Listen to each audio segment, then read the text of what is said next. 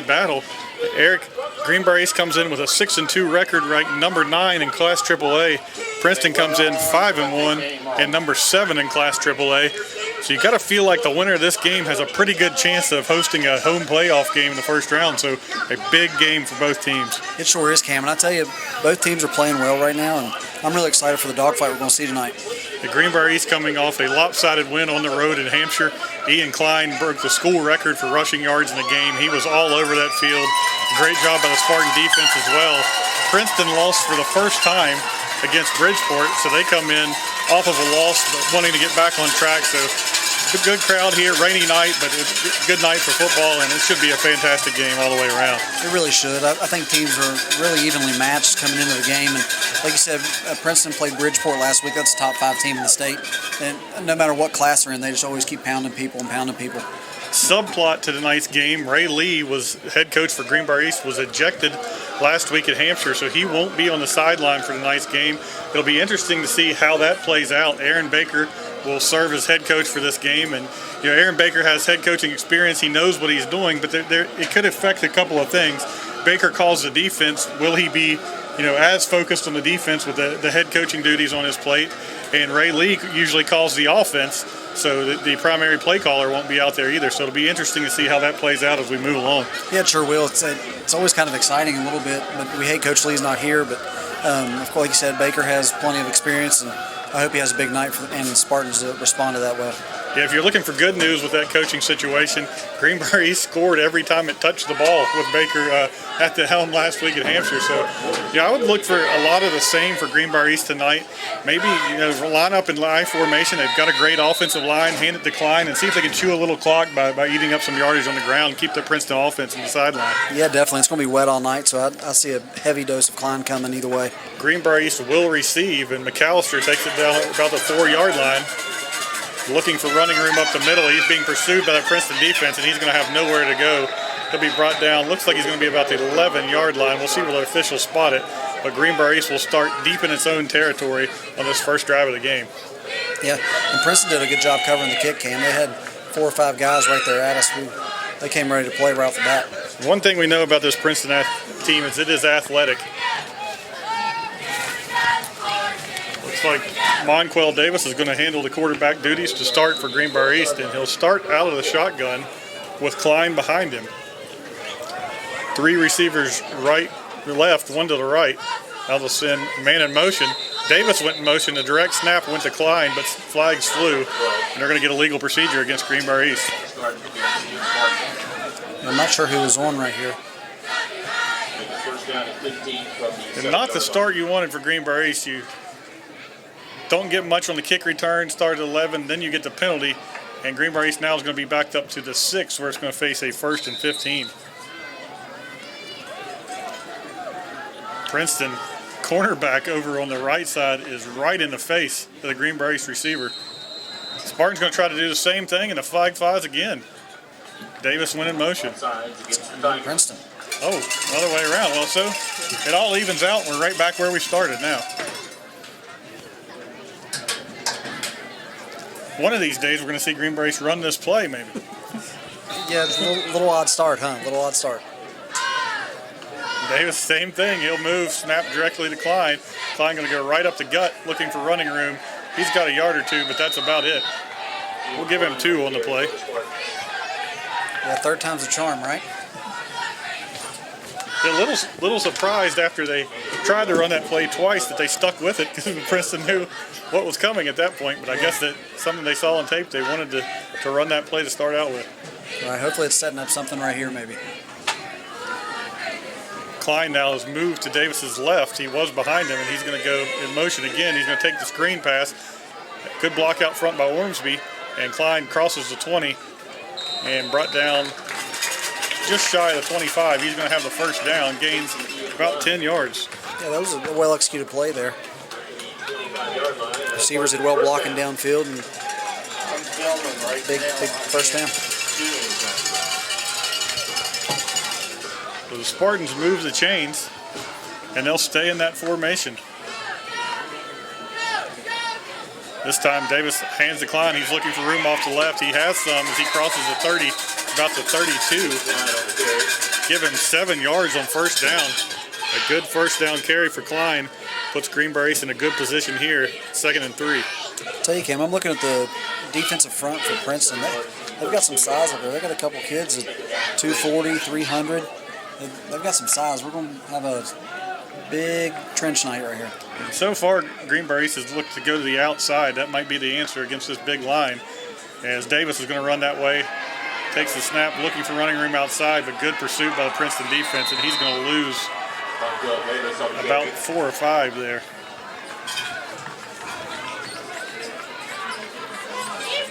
It was 2nd and 7. Excuse me, 2nd and 4. He loses 5. And we're going to end up with a 3rd and about 8.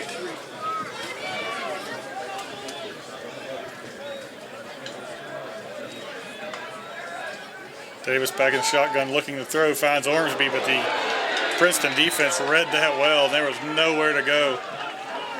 I'll tell you, we didn't execute very well, Cam, but Princeton's been coached well. They knew that was coming right there. They shot it hard and blew it up immediately.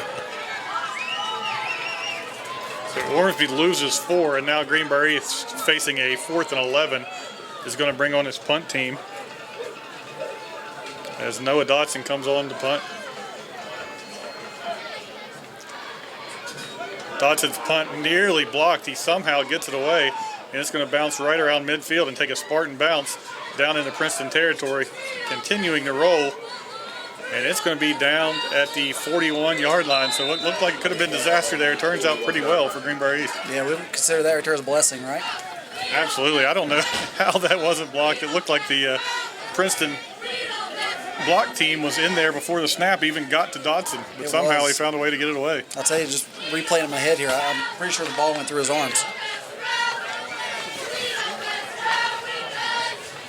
So Princeton takes over at its own 41 for its first drive of the game. Grant Cochran, the quarterback, the junior, does a little bit of everything. Remember him from the basketball court. As Cochran takes the snap, hands off up the middle. First man through is Brody Rice, the fullback, gains about 3 yards. You talk about Cochran a little bit. I think he's Princeton's all-around athlete. Pretty sure he's on the baseball diamond as well. Yeah, I remember calling a baseball game with his name too. You don't see many. You used to see that a lot at the high school level. You don't see that a whole lot anymore. 3-sport athletes. It's tough. Off season so important. It's tough to do that many. But Cochran does and does it well as he takes the snap here. Hands off to the same man, Rice, looking for running room. He's going to gain a couple, and he'll put Princeton in about a 3rd and 5 situation. Gain 3 yards to the 47-yard line. Tigers approaching midfield. Important play here for the Greenbrier East defense. After stalling out on offense, you'd love to get off the field here if you can. Yeah, it'd be a quick turnaround. I mean, they haven't had the ball very long at all, and we could get a big stop right here. Cochran in the shotgun with Rice behind him. I called Rice a fullback earlier because he looks like one, but he's really their main ball carrier. As he goes right up the middle and shows his speed, shows me what a fullback is. Yeah, he gains about 12 there. 5'6", 195 tailback. He's going to be pretty hard to bring down. We're going to have to hit him low tonight. He'll get the ball into Spartan territory at the 43-yard line. Cochran now looking over the sideline for the play. Head coach Chris Pettigo.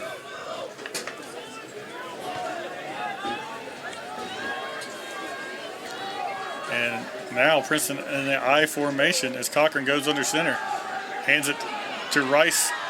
Second man through, had a blocker ahead of him. He gains the first down and more. Give him about 12 more. 2 plays in a row, 12 yards for Rice. And Princeton is on the move. They are, Cam. I'll tell you, you've got to hit him low. He's just so strong and powerful. And he's carried the ball, 3 or 4 times already? And he's just dragging us. We've got to do a little bit better job. His 4th carry there for 29 yards now. And he has Princeton at the 31-yard line. So he reminds me a lot of the running back from Robert C. Byrd. Same build I saw earlier in the year. They went one play from that I formation. Now they'll go back to the shotgun. And a Spartan jumped. McHale, I believe, crossed the line. Let's see if he was drawn offsides. offsides against the Spartans. The answer is no. I thought there was moving on the left side there, but I missed it, I guess. And Princeton now is a 1st and 5 at the 26, knocking on the door of the red zone. Cochran, a 6'4", 220-pound quarterback. He looks like a quarterback out there as he turns and hands to Rice. Rice this time can't find much room. He'll gain about a yard. Yeah, great job by the defense there. Everybody pursued and wrapped him up. 1 yard gain. And so far, the Princeton offense has been sort of like a Japanese restaurant, a whole lot of rice. 5 carries for 30 yards. Classic Cam, that was good. I formation now for the Tigers. Turn, hands to Rice again. He's met in the backfield this time, and he's going to lose a yard or two. Nice job. I tell you, I think we learned on the first few handoffs, right? On both those right there, somebody was nipping him right in the ankles. And that was a big play for the Spartan defense, as now Princeton, who had a 1st and 5 on this drive, is now looking at a 3rd and 6. I'll tell you, honestly, I'm really surprised I haven't seen Princeton throw the ball yet. They pretty much all year they've slung it around a little bit, and we haven't seen the ball in the air once. Maybe this is a play on a 3rd and 6, but you have to feel like you're in 4-down territory here if you're the Tigers. Absolutely. Turn, fakes to give to Rice. Now Cochran moves his feet looking for someone to throw to.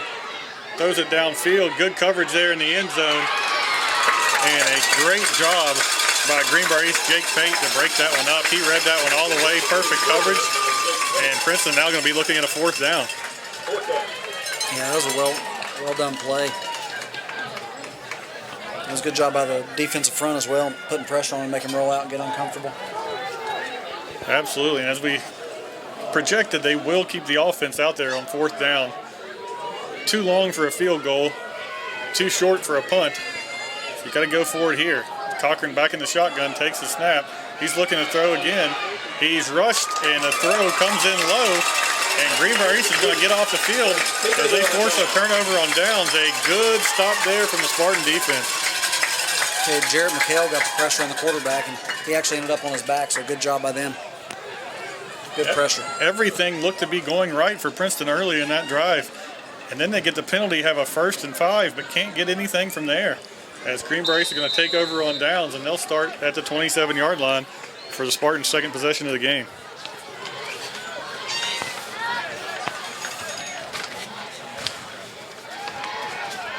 Give decline up the middle. He's looking for running room. There's not much there.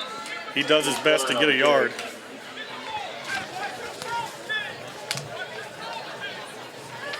Klein last week, Eric, we've seen him run hard all year, but the way he cut last week was simply amazing. That's what led to his big game. His vision and the way he cut was just incredible. Yeah, he's an impressive back game. I'm really excited to watch him the next few years. He's back in the shotgun. Monquel Davis. And the Klein, he runs right in the middle of that Princeton defense and carries some Tigers down the field. Gain of about 4 that time for Klein. Tell you, 3 yards of play. Keep it going, right? 4 carries for 14 yards. 5-yard gain to the 33. 3rd down. My Greenbrier East math tells me that's about 3.5 yards a carry. I think you're correct. Thank you, Rodney Weichel. And we're back to the shotgun. Turn, fake to give to Klein. And Davis is going to show his speed to the outside. He has a 1st down and more. He crosses the 40-yard line. Yeah, I think set him up for that. Run Klein, and force keeper. Good job by Monquel. Davis gains 8 there to move the chains, and the Spartans now have it at the 42-yard line.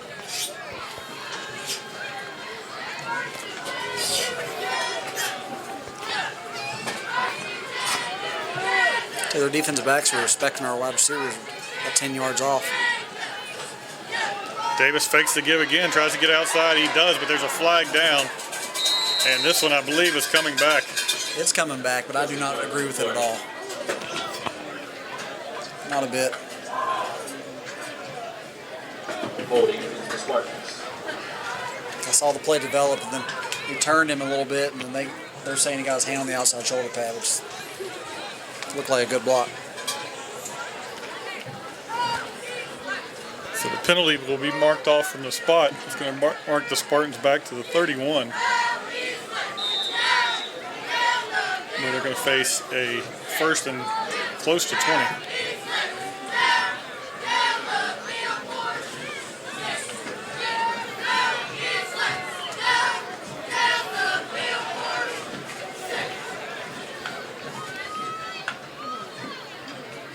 Davis pressure from the outside. Nobody blocked him.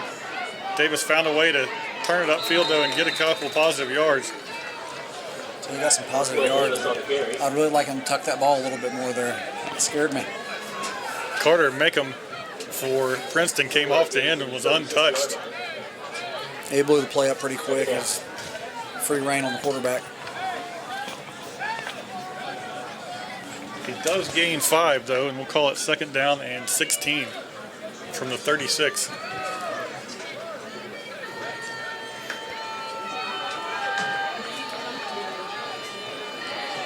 Good protection this time. Gives Davis time to throw. He's looking downfield for McAllister. Good coverage there from Princeton's Connor Paget, and a pass falls incomplete. I tell you, the timing was perfect, though. I mean, you could tell they worked on it. At first, when Monquell let it go, I thought, oh, man, he overthrew him and ran right under it, but it was great coverage. Good protection, as I said, gave that play time to set it up. This Greenbrier East offensive line has done the job all year.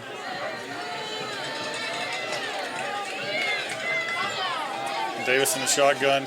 He'll drop back again, has time once again, but throws a short pass that's dropped by McHale. Wouldn't have got much out of it anyway, and the Spartans will have to bring the punt team on again. Yeah, that drive just sort of stalled, didn't it?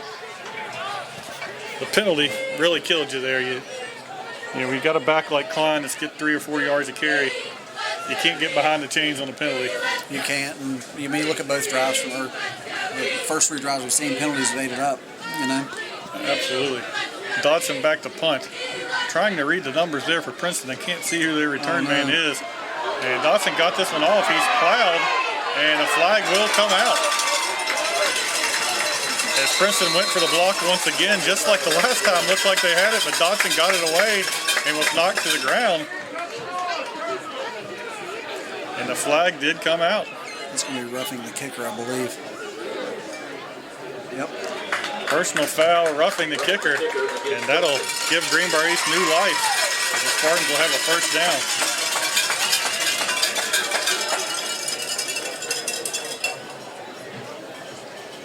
I tell you, Princeton's really coming after that punt. I'll tell you, I bet they watched film, because if you remember earlier in the year, we had some trouble snapping the ball to the punter. Absolutely. Greenbrier East needs to be careful because they've had 2 so far, and how they didn't block either one of them, I have no clue. I have no idea either, Ken. But offense needs to capitalize on this right here. They gave it to us. And Eric, give Noah Dodson a ton of credit for finding a way to find a window there to get it off. Absolutely. And I tell you, that position, just people don't understand that position. You know, that's so much pressure on you there. The Greenbrier East now, with the penalty, will be in Princeton territory at the 49-yard line as Davis steps under center. He's got 3 backs behind him, turns, hands it to Klein. Nothing there originally. He'll bounce it to the outside and still can't find any room. Nice job by the Princeton defense there. I'll tell you, new little wrinkle. I didn't see the game last week. You may have saw it, but Cayman Anderson came into the backfield right there as a lead blocker. Yeah, that's the first time I've seen that formation. That's exciting, coming in the end of the year, changing things up, trying to find a new rhythm somewhere. Same thing right here. Same thing, Yep.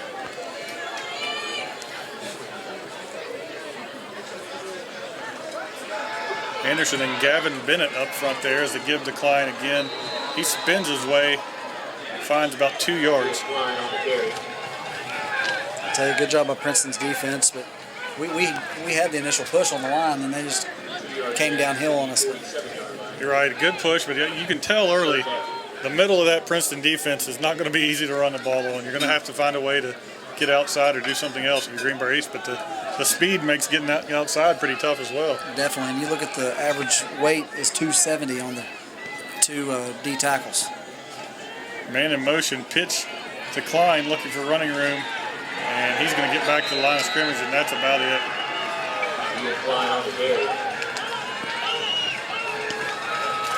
This Princeton defense has been tough early, but Greenbrier East is going to continue to play this field position game. They'll bring their punt team on, see if they can pin them deep. I'll tell you what, as aggressive as Princeton is right here, I may try to change the snap count a little bit. Just throw them off, yep.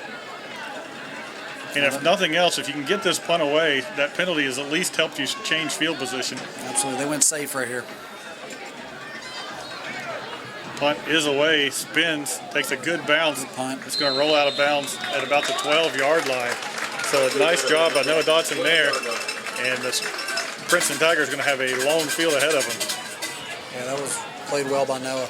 I'll tell you, that's 3 plays for Noah. He's really stepped up tonight. He has. I talked with Ray Lee in the preseason about that. A lot of teams in West Virginia high school level pay very little attention to their special teams, but it can make such a big difference in the game. And Greenbrier East is lucky with some key specialists. They do a nice job on special teams, and it can make a difference. Yeah, you're right, especially come playoff time. Those are big plays.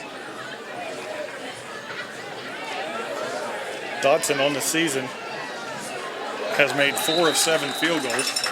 A nice job on defense there. We were in the backfield as soon as the ball was snapped. They had good push up front.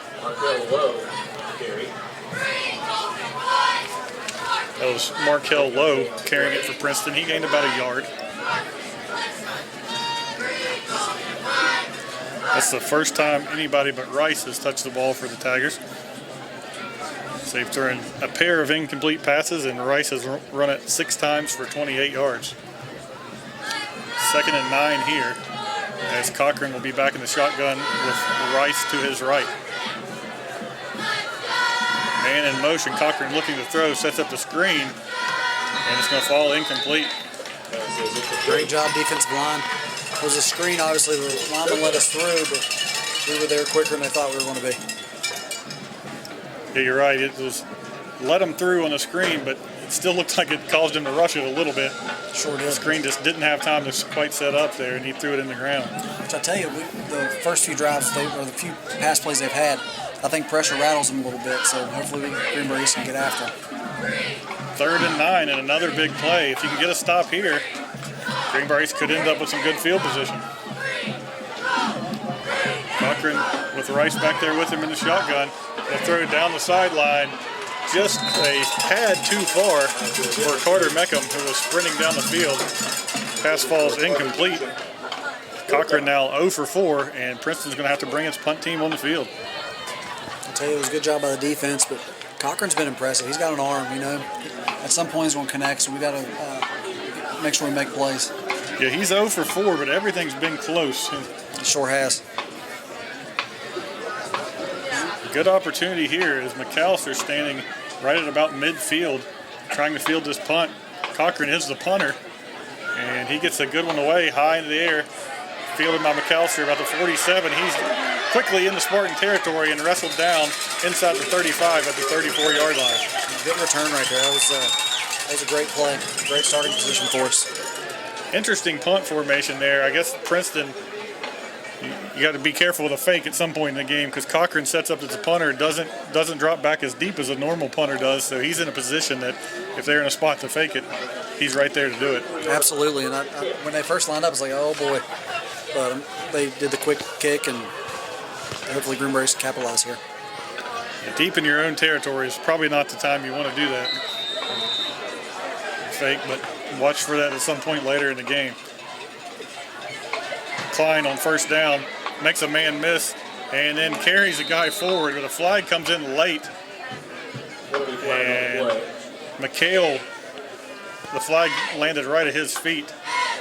Looks like it could be a hold to bring this one back. And it is. It was a gain of 8. Is that what it was, gain of 8? It was an 8-yard gain wiped out by the hold. I tell you, each team, both drive, everybody's had the ball a few times, but penalties have killed each drive. It's just absolutely stalled everything. Yeah, we talked about it last time Greenbrier East had the ball. You don't want to play from behind the chains against this Princeton defense, but that's where the Spartans find themselves again. As Davis now rolls out being pressured, and he's going to be dropped. That's Rice, the Princeton running back playing defense that time, got Davis by the ankles and brought him down. He's an impressive player, Cam. He plays all over the field. Middle linebacker on defense. He's a player. Loss of 11 yards, and that's going to do it for our opening quarter. At the end of one, we're still scoreless here at Spartan Stadium. You're watching Greenbrier East football on the Greenbrier Valley channel.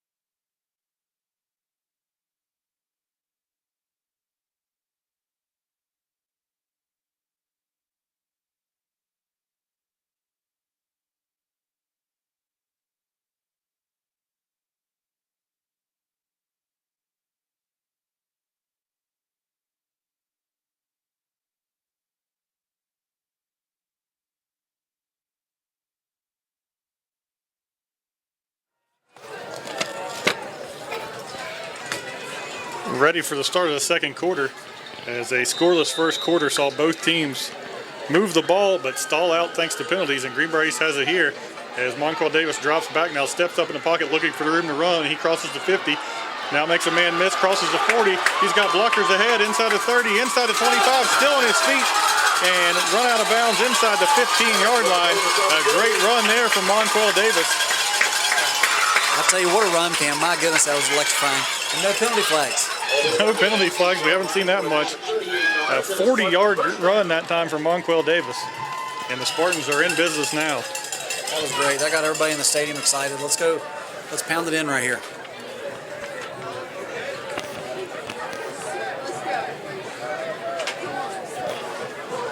Official spot is going to be at the 14-yard line. So the gain was 38 yards. And the Spartans in the red zone with the 1st and 10. Davis under center, 3 backs behind him, and a flag comes out, and we see the penalty again. Penalties have absolutely killed the Spartans today. I'll tell you, we got to be careful here too. If we don't get anything out of the drive, we got to stay within field goal range, at least try to put some points on the board. I think coming into this game, these two offenses have been so productive this year. A lot of people expected a shootout, but sometimes when you expect that, the opposite happens. That's exactly right. So, which good job by the defenses, right? For sure, so far today, as they both made adjustments and played well. Davis now resting about at the 20, turns, fakes the give to Klein, now looking for running room, and he's going to be lassoed down. He's going to lose a couple there. Yeah, Princeton got a lot of push up front. Blew the play up pretty quick. I don't know if that was supposed to be a pass. It seemed like Davis bailed out of it pretty quickly there that time. Yeah, I think maybe a design run, maybe. Keep it around the end. They came hot up the field and made us cut it back up. So 2nd and about 16 at the 21-yard line.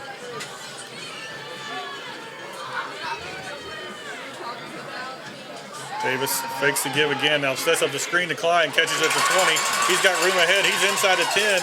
Plows over a Princeton defender. He's going to be spotted down right at the 5-yard line. So a gain of 16 yards on that screen. It's a great play. Well, good job by the blockers and good ball by Monquel. And we can still get a first down within the 5 here. So it's going to be 3rd and about 1. Ball resting right on the 5-yard line. Expect power football here as Davis gets under center, and he's going to follow his center straight ahead. He's got the first down. They'll give him a yard, and that'll be enough to move the chains, looks like. That's a big play there. It gives us 4 chances now. Punching in the end zone right here. They haven't moved the chains yet. It looked from the naked eye like he had it. The original spot from the official across the field was way above that. The spot is right at the 4. The officials are eyeing the chains, and they're going to bring him out for a measurement. You're right, Eric. If they get this first down, to have 4 plays from the 4-yard line to punch it in would be huge. Definitely. I'll tell you, though, the far official on the far side, he was within like the 3-yard line whenever he first spotted the ball. And then it looked to me from here, I haven't seen the replay yet, but it looked to me like he had a couple of yards pushing forward and then was knocked back, but the spot only gave him a yard. That will be enough for the first down. So Greenbrier East from the 4-yard line faces a 1st and goal, trying to get the first points of this game on the board. Yeah, let's go offense. Let's punch it in right here. Put some points on and put the pressure back on Princeton.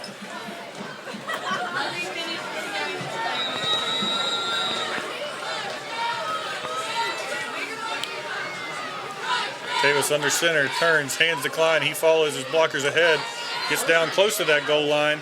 He won't get in. Looks like they're going to spot him at about the 2. Gosh, they let the play go a long time before blowing the whistle, didn't they?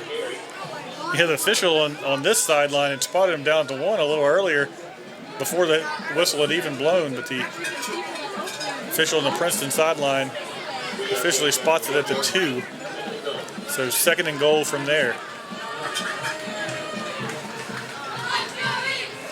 Again, Klein follows his blockers. This time he'll walk right into the end zone, and Greenbrier strikes first with 10:09 to go in the second quarter. The Spartans take a 6-0 lead on an Ian Klein 2-yard run. That was a great job by the offense. The whole drive was wonderful. They threw the ball a couple times, completed it, and of course we ran hard like we've done all year. So a battle of field position early, back and forth, back and forth. The Spartans take advantage of it this time, put it in the end zone on the Klein run for the first score of the game. Dodson on for the extra point. Again, Princeton defender was there, but Dodson gets it away and connects.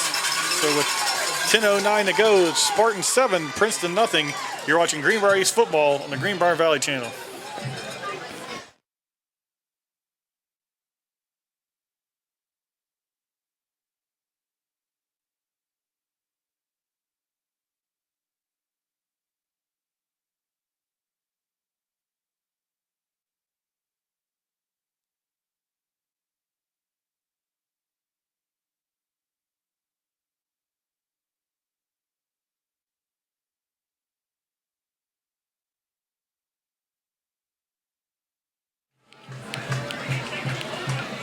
In this battle of AAA powers, number 9 Greenbrier East strikes first. A 2-yard Ian Klein touchdown run puts the Spartans up 7-0 over number 7 Princeton here with 10:09 to go in the second quarter.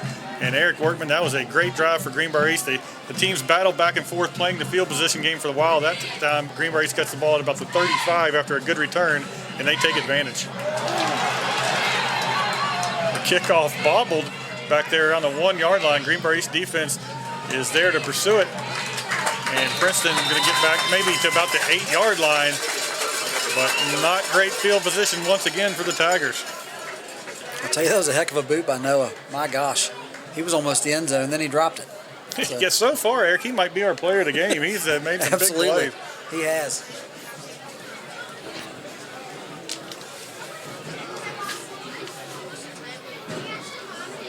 The official spot the 8-yard line, and that's where Princeton will start, 1st and 10.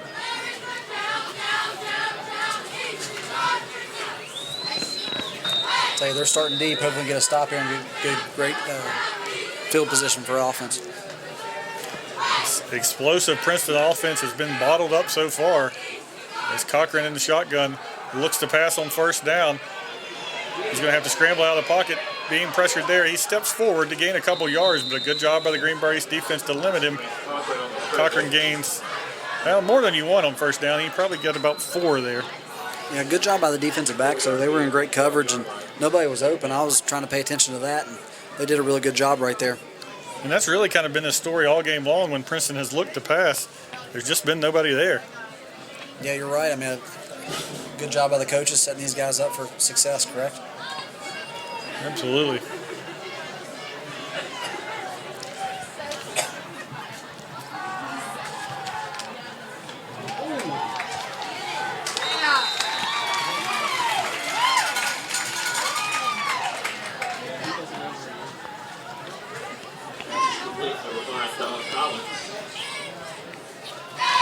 number 5, Dominic Collins, carried at that time. Gained, we'll give him 2.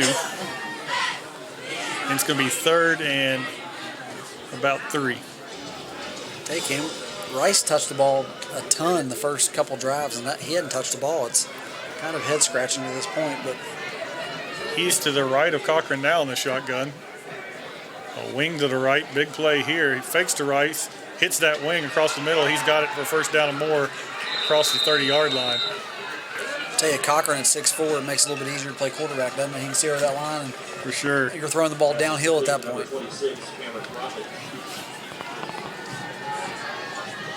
Gain of 15 yards that time on the pass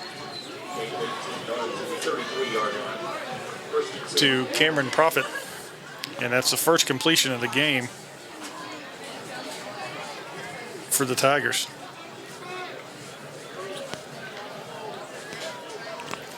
Ball spotted about the 33-yard line.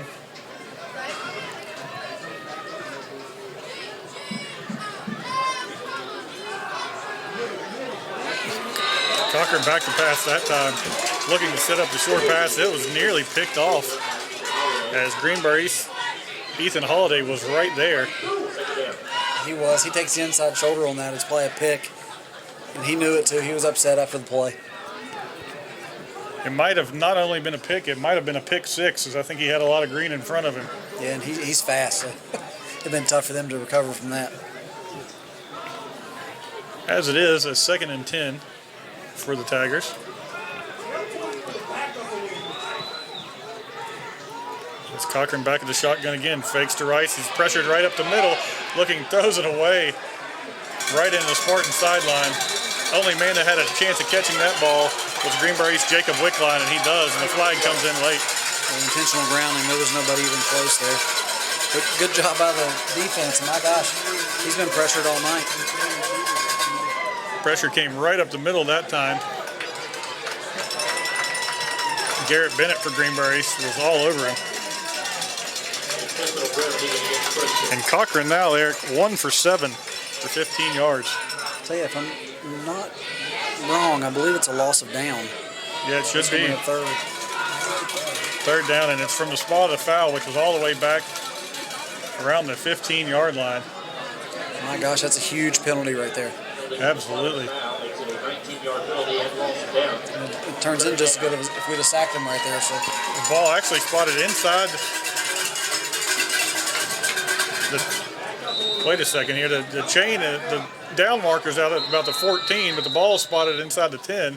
The official trying to get the guy's attention. They're looking at something on their phone, talking here, and now they've got it.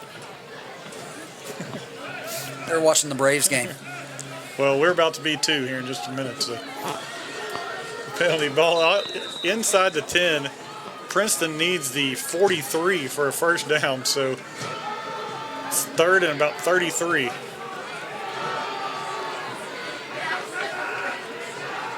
Snap back to Cochran, pumps once, now throws short.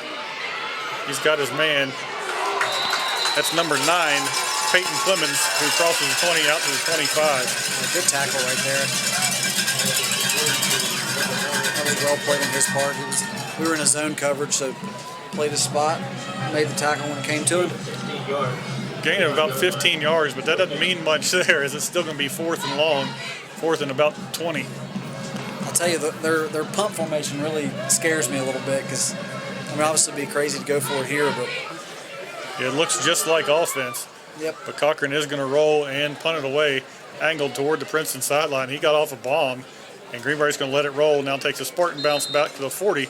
So the Spartans will start there, already leading 7-0. They'll have 60 yards to go to add on to it with 7:10 to go in the 2nd quarter. And so far, if you're Greenbrier East, you like the way this game started. Definitely, yep. We've slowed their offense, their high potent offense down, and as well, our defense is doing a really good job. And then hopefully, if we hang some points here, it's going to be really, really big. Yeah, you've done pretty much everything you want to do if you're Greenbrier East. You've eaten into that clock a little bit. You've held down the Princeton offense. You've found a way to move the ball yourself, and you've taken advantage of some good field position. So see if they can do it again as Davis goes under center with those 3 backs behind him. Turns, gives to Klein right up the middle. looking for running room, and it's just tough to find here tonight. Yeah, the middle of that line, it's like I said earlier, the average weight there is 270. Well, That's some big young men. that's some beef for sure. It's Klein up to 22 yards on 12 carries. Clock now ticking inside, 6 minutes to go in the second quarter, with the Spartans leading Princeton 7-0. And we talked about earlier, Eric, find a way to win this one. You've got a great chance of possibly hosting a first-round playoff game. You sure do. Big game right here. Back to pass is Davis. Short little pass out there to, couldn't tell who that was. Craig Barnhouse gains 3 there.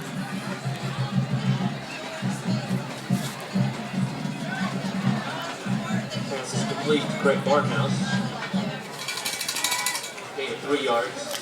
And we're going to look at a 3rd and 6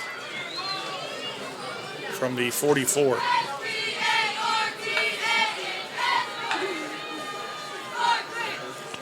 Davis fakes the give. Now flushed out. He's got McHale there. McHale crosses the 50 on the screen. He's down to the 40 and run out of bounds there. Gain of about 16 yards. Well-designed play. It was really, really well executed as well.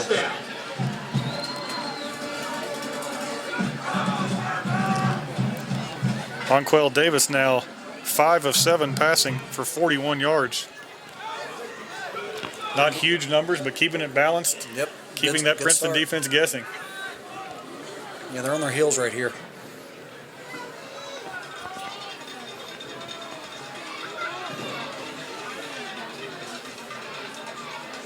Davis fakes the give now, looking to run. And he's got a hole as he crosses the 40 now down to the 30, down the sideline, run out of bounds.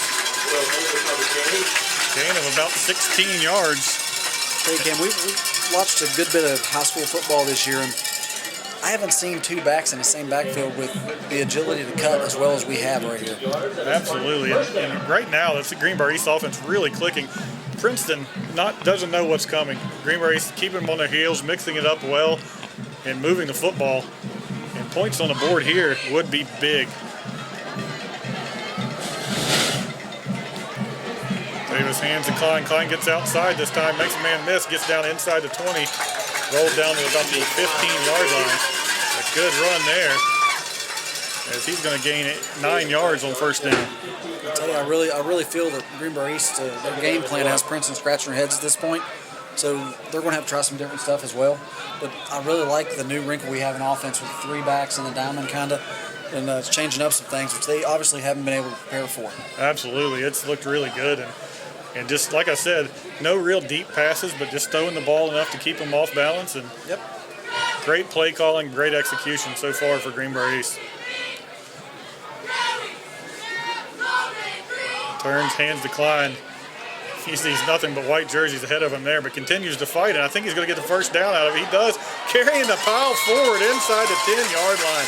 Wow. I tell you, on that play, Greenbrier East wanted it more. That was right there. It was a team effort. They were pushing from behind. Great job by everybody on that play. Ian Klein was stacked up at the line of scrimmage. Eric gained 7 yards out of that play, carrying the pile forward. Absolutely, and all 7 of those was after contact. He literally drug them.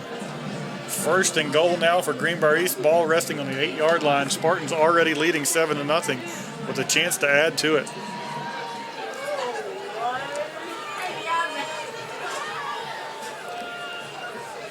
Davis took the snap, went right up the middle, and he's going to be spotted down at the 5, gain of 3. Flags on the play. The referee looked like he just DDT'd his flags. He literally took them both and threw it like this. It was crazy. Not sure what the penalty is. No idea. Extracurricular, I'm sure. Yep. Wow. That's going to be offsetting against both of them. But if you're Greenbrier East here, you got to play smart. You cannot afford to get a penalty here and take away what is a golden opportunity to go up 2 scores here against Princeton. Yeah, absolutely. And of course, if you're the opponent, you want to sort of push it into the dark gray area and try to get us to do something kind of silly to help their advantage. Ball resting at the 5. It's 2nd and goal from there. 4:01 and ticking on the clock. Davis now back to pass. Looking for a man. Looking, throws. Back of the end zone, incomplete. Dangerous pass there. Absolutely. He was open quick, and then I think we missed the opportunity, and the window shut pretty fast. So now 3rd and goal from the 5. And for Greenbrier East, obviously you'd love to have a touchdown here, Eric, but you need points of some kind. And the Spartans are going to call a timeout and talk it over. We'll take it with them. 3:52 to go. It's Greenbrier East 7, Princeton nothing. Spartans knocking on the door. You're watching Greenbrier East football on the Greenbrier Valley channel.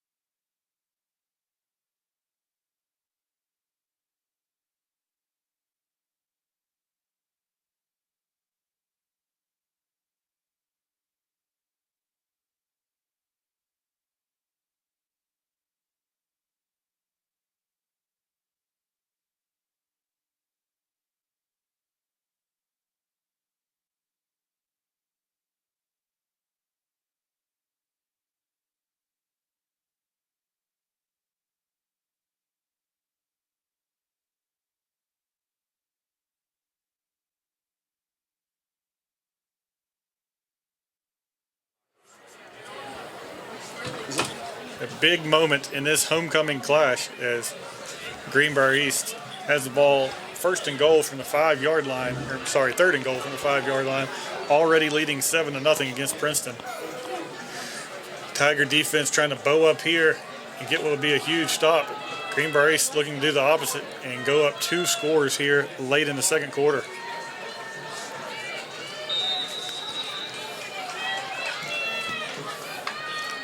Davis out of the shotgun, Klein behind him, turns, fakes the give, and rolls out looking to throw.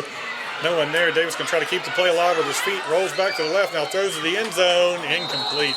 And a late flag comes in from the Princeton sideline. Penalty flag on the play. Davis, a great job that time keeping the play alive, looking for someone. It was, and I think he was going to Ormsby there, and then somebody cut in last minute and knocked it away. I think there was had a little miscommunication there. It looks like we're walking back this way, so the penalty must have been against the Spartans. Illegal man downfield is the call. That'll back it up 5 yards. Tell you what, if I'm Coach Baker, I'm probably having them explain to me who it was, just because there's so much going on right there. It's Princeton, maybe you consider declining that one, but they don't. They take the penalty. And so Greenbrier is still going to have 2 plays to try to get it in here.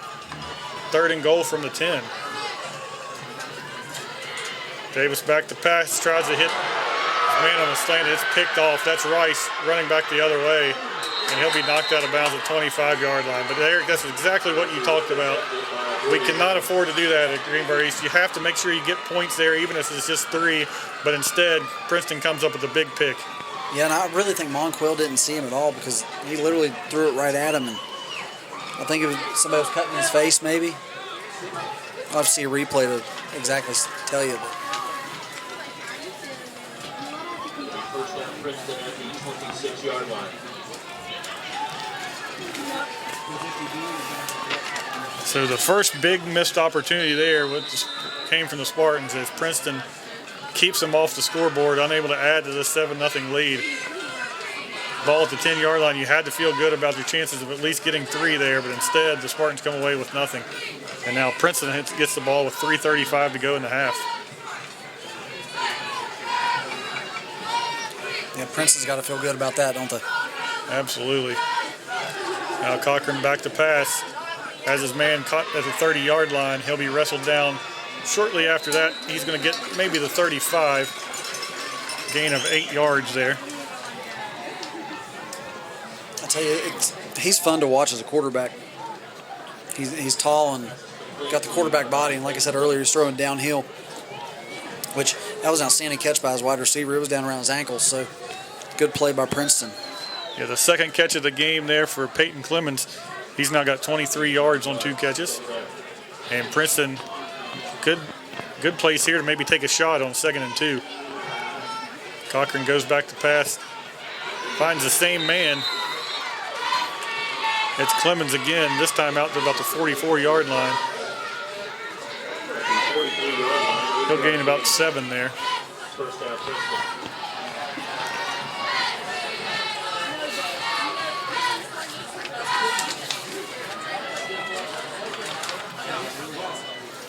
And Clemens up to 30 yards receiving now. That's another good tackle by Wagner right there. He's had a few good stops. Princeton battling not only Greenbrier East defense, but the clock here as Cochran drops back to pass, throws this one incomplete. 2:31 on the clock. That's it, 2nd and 10. That was I believe, the same play they ran 3 times in a row right there. Not the same play, very similar. Yeah, same area of the field, right? I'm starting to think they're trying to find they're not throwing towards Ormsby. He's had a good year, obviously, his senior. They're coming over here towards Wagner. They're trying to pick out a spot over here on this higher sideline, it looks like. Nothing deep of it, and a couple guys jumped there for Greenbrier East.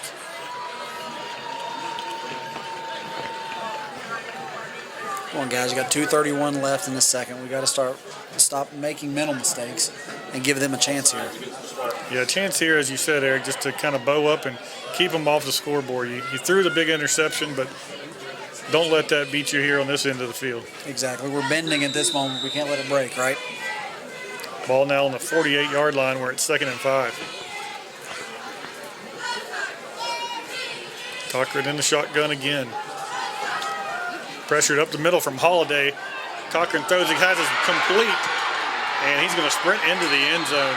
There is a flag laying down at about the 15-yard line as Cochran hit number 5, Dominique Collins. I'll tell you, as bad as I hate to say it, I think it's going to be on the East. It's either going to be defensive holding or some sort of pass interference. Klein was the defender there, and you don't see people run away from him very often, but Dominique Collins did after making that catch and sprinted to the end zone. Yeah, and we're walking down the other end of the field, so I believe you're right. Pass interference against the Spartans, it doesn't matter. So a 52-yard touchdown pass from Cochran to Dominique Collins. I'll tell you, that was a good adjustment on the ball by Collins. He literally came back across our face to catch the ball and then made the, of course, sprint to the end zone. That was a really good play for him. Extra point kick is up and through. And in the first half where Greenbrier East really kind of dominated, the interception leads to points on the other end, and Princeton has found a way to tie this game up. I'll tell you, we talked about early in the game is how explosive Princeton's offense is, and of course they showed us there, right? And the quarterback is obviously really good. He's got some good wideouts that have good hands, and we've got to step up and make the plays when they're right there in our face. Even after that completion there, it seemed like Klein had a chance to bring him down and at least keep him out of the end zone, and keep Princeton on the field, make him earn it. But Collins just ran away from him and right into the end zone. Yeah, you're right. But I'll tell you, we've been explosive on special teams all year, so hopefully we can bounce back right here and put some points on the board and go into halftime with a lead. The first kick off of the game for Princeton was covered well. Greenbrier East was pinned back deep. See if the Spartans have a little bit better luck here.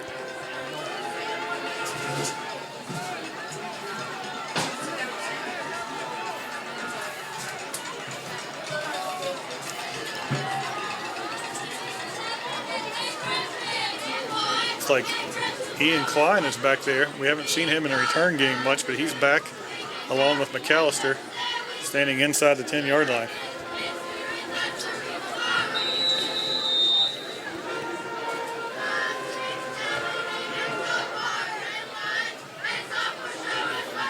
The rain has subsided for the most part. It was pouring early on.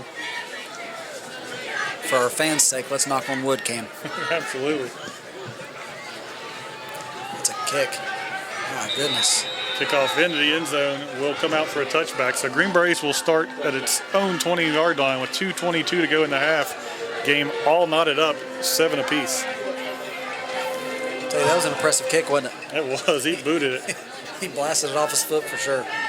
We talked about special teams earlier. That's a big weapon too, Eric. Anybody can kick the ball in the end zone, and you don't have to worry about the return game. That's huge. Yeah, especially when you got a return game like Greenbrier East. We've taken it to the house a few times, and we've gave us great starting position almost every time we touch the ball on a return.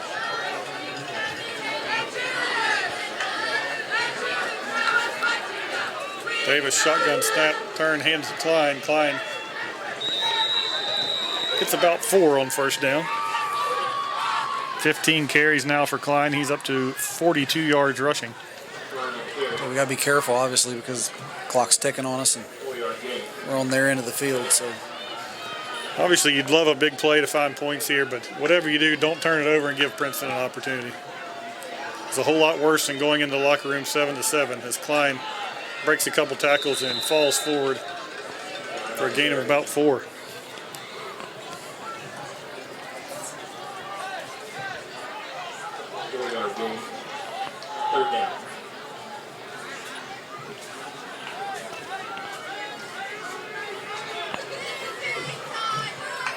Third and 2 now.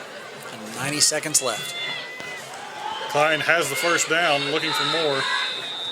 He gains another 4, so that's 3 straight carries. He's gained 4 yards on each of them.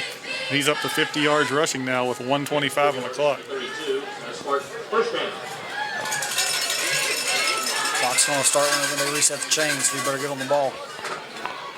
Difficult decision on clock management here if you're Greenbrier East. You don't want to leave Princeton any time, but you want to give yourself time if you can move it. As Davis takes the snap, goes right up the middle, tries to get outside, but a good job there by Princeton. I believe that's number 29, Reese Burton, was there to wrestle him down. Outside linebacker, senior. Played it well. You can tell he had a little bit of experience behind him. And Greenbrier East will call timeout here with a minute or 2. We'll keep it right here, Eric. And great half by Greenbrier East. Everything was going just how you wanted it to go. And then they throw the interception down there in the red zone. Princeton comes back, hits the big play. And a game where you really feel like you've been in control is all tied up. Yeah, you sit here and look at it, and I truly feel like Greenbrier East is the better team right now. And just penalties, turnover. That's the things, in football you can't let happen. Yeah, Princeton, the one big play on offense. Other than that, its offense has really been bottled up. It has. You got the one big. I feel like we've said that a lot this year. The one big play, the 2 big plays. And penalties. Just killed us. Absolutely killed us. So if you're Aaron Baker, the acting head coach here for Greenbrier East, what do you do here, Eric? You got the ball at the 34-yard line. You've got a second and about 8 and a minute 2 on the clock. Obviously, you don't want to turn it over. You don't want to give Princeton this chance, but how aggressive are you here? Well, I think you got to take a shot at some point, and it may be out of the timeout, a good drawn-up play right here. Something they know that's going to work. Looks like Princeton's got a center fielder waiting, so I would probably try to go towards the sideline if I do throw it. Davis is back to pass. He has plenty of time. Moves his feet, now runs away from the Princeton defender, squares his shoulders, throws downfield. Right in the middle of the field at the 50 is Ian Klein. Gain of 16 yards there. 16 yards and a smart first down.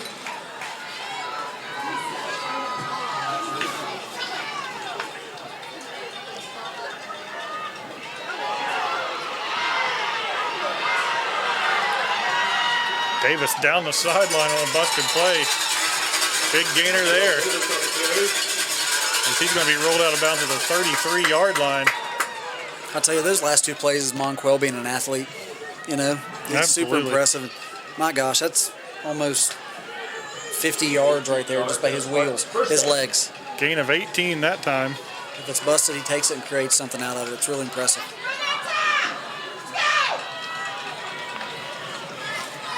Clock now ticking down close to 30 seconds as Davis drops back to throw. Is that complete? They're going to say it hit the turf.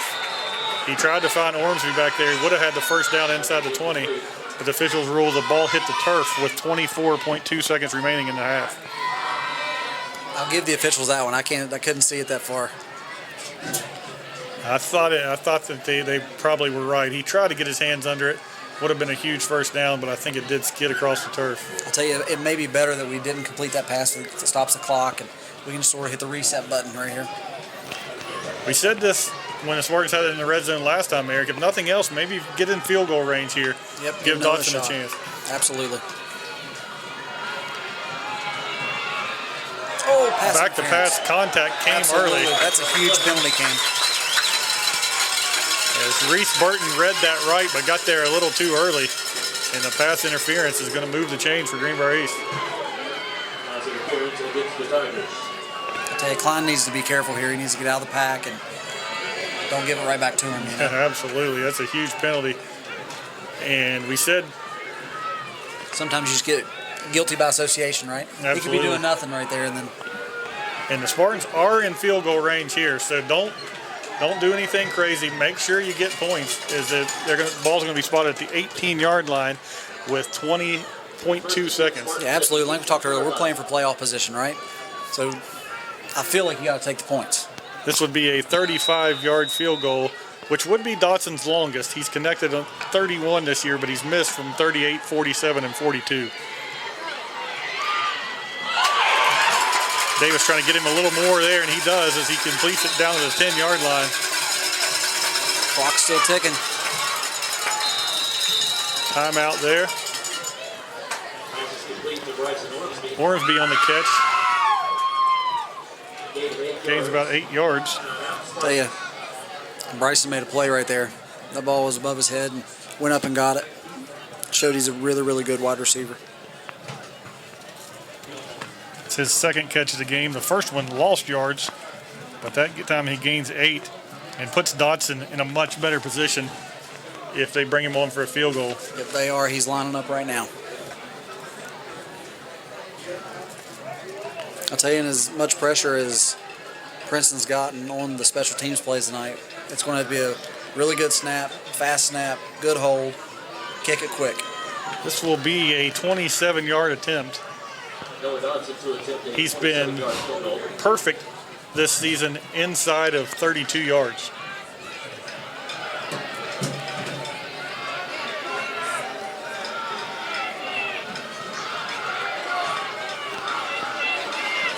Okay, we said it all year. Give Noah a chance. Give Noah a chance. Here it is. And right at the snap, Princeton calls the timeout, trying to ice him. Little gamesmanship from the Tigers here. Just knowing Noah, though, he's calm as could be right now. The one thing you definitely want to avoid, Eric, and you mentioned it, they've had a couple blocked. Got to be careful here. I'll tell you, and then they called a timeout right there. It looked like Princeton got a pretty good push. Maybe that'll be a beneficial timeout for the Spartans then. Sure. This Princeton's came so hard on every special teams play today, except the last punt where we were kicking from the 50, I believe. And they're long and tall too, so it's not gonna be easy. Not gonna be easy. Noah Dodson, as we mentioned earlier, 4 for 7 on field goals attempts. He's a perfect 4 for 4 from 32 yards and closer. This one would come from 27 yards out.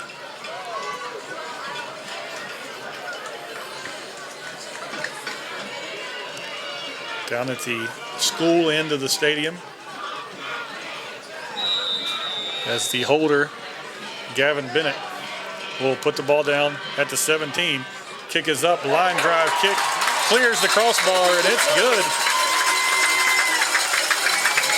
And with 3 seconds remaining in this opening half, a 27-yard Noah Dodson field goal puts the Spartans back in front. It's 10-7. Give Noah a chance. He'll put some points on the board. Absolutely. Not the. It wasn't the prettiest, but exactly. It's through. It's on the board, man. Happy for him. Good job.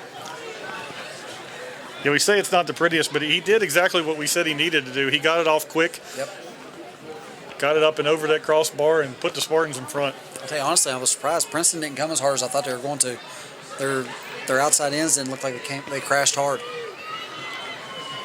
I'll tell you, it's hard at the college and pro level to block that from the outside, but being with the high school snapper and the holder and getting it on the block in high school, there's a lot of time there where I would come really hard off the ends.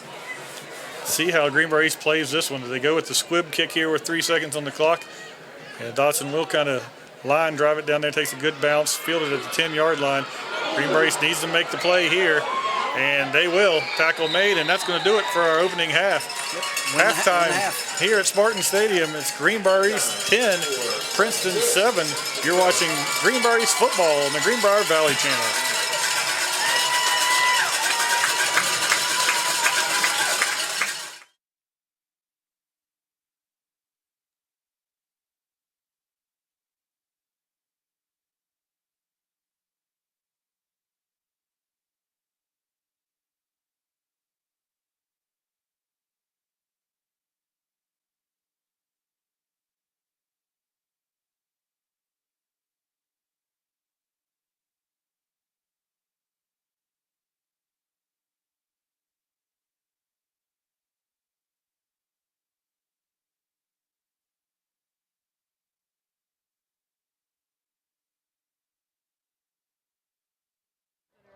I think watching ball. I'm gonna big please do, because he's gonna blush so big. It's gonna be oh, yes you can. I can feel when he's standing on the field. Whenever he's hot.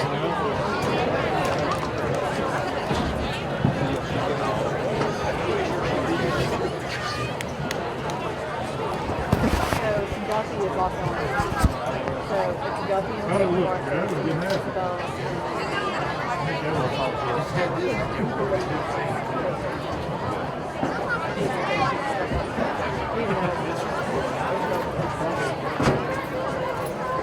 Ladies and gentlemen, welcome to this year's Homecoming 2021 football game. For over 50 years, Greenbrier East High School has been celebrating Homecoming as a time of reunion for our alumni, students, and our friends. This year, we are beyond grateful to be able to return for this beloved fall tradition. And now we present the 2021 Homecoming Courts. The first two students chosen to represent the freshman class are Caroline Dotson and Henry Martinez. Caroline is the daughter of Mike and Allison Dotson of Lewisburg.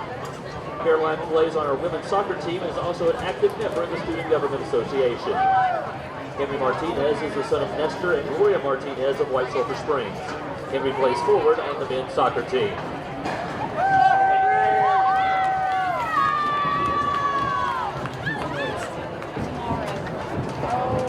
Also representing the freshman class is Haley Workman and Corey Feliciano. Haley is the daughter of Philip and Carla Workman of Frankfort. Haley is involved in SGA as well as playing on the volleyball team. Corey is the son of Angie Sizemore and Robert Feliciano of Williamsburg. Corey is enjoying his freshman year and takes special interest in the arts, particularly theater.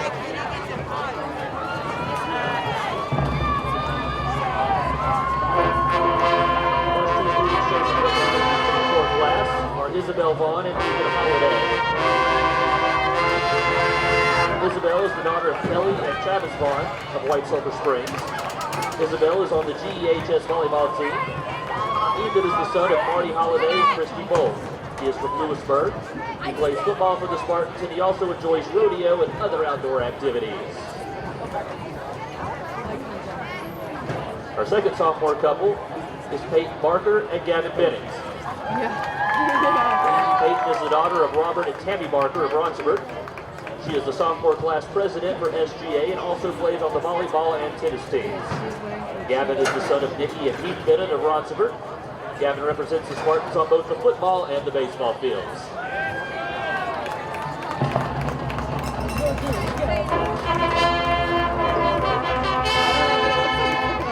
Chosen to represent the junior class are Toa Carter and Montville Davis.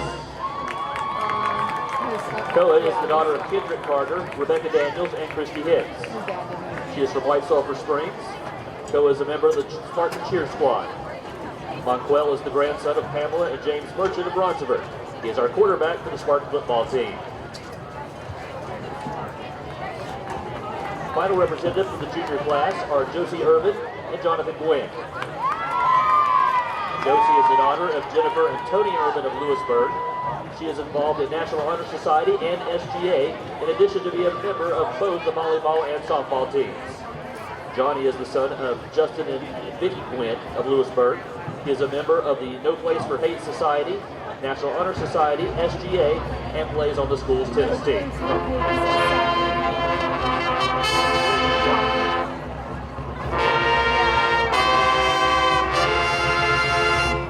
And now for the senior class representatives and the nominees for tonight's homecoming king and queen. First up, we have Willa Gibson and Cayman Anderson. Willa is the daughter of Julie and Bill Gibson of Riddick. She is a senior member of the women's soccer team, also involved in SGA and National Honor Society. After graduation, Willa plans to attend North Carolina State and major in environmental science. Cayman is the son of Brad and Missy Anderson of Frankfort. Cayman is captain of the football team and plans to continue to play in college as he studies kinesiology. What is that? Next up, we have Sophia Bunch and Evan McClure. Sophia is the daughter of Susan and Rick Leatherman of Lewisburg. Sophia is involved in dance, MPLA, and National Honor Society. She plans to further her dance education as well as study culinary medicine in the future.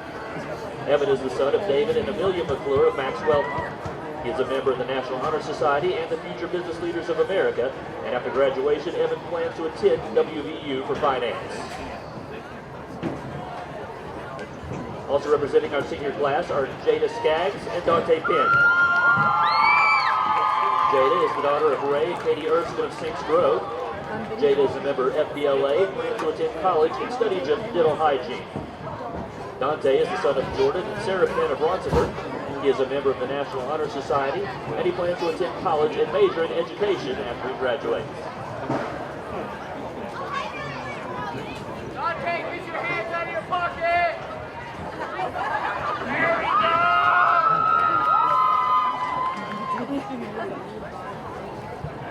Our final set of students representing the senior class are Brianna Boswell and Zach Hatton. Brianna is the daughter of Matt and Stephanie Boswell of Roncevert. She is a member of Young Life and National Honor Society. After high school, she plans to major in business management. Zach is the son of Jared and Jenny Patton of Lewisburg. Zach is an active athlete who plays on East basketball, track, and golf teams. He is also a member of the National Honor Society. Zach is still deciding what his future will hold after graduation.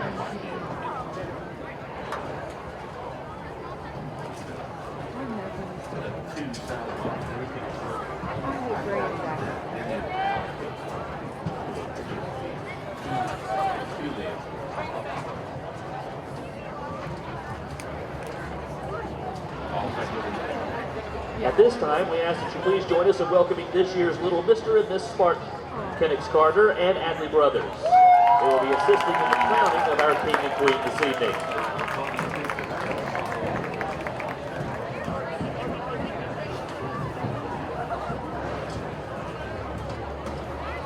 At this time, let's all join in congratulating Greenbrier East 2021 Homecoming King, Cayman Anderson.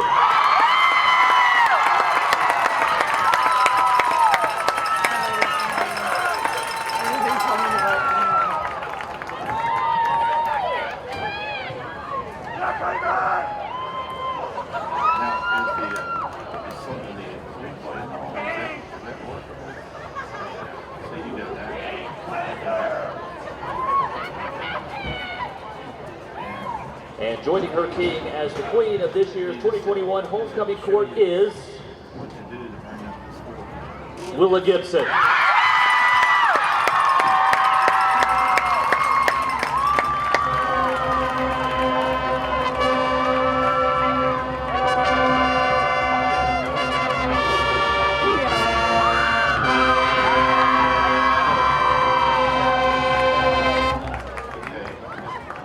Ladies and gentlemen, let's give our 2021 Homecoming Court a big round of applause. Congratulations once again to our new king and queen.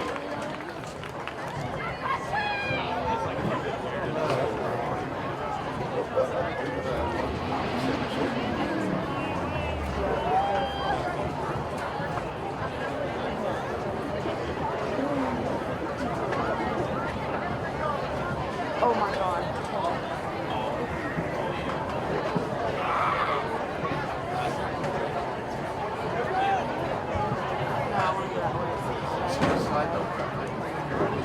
Where y'all going?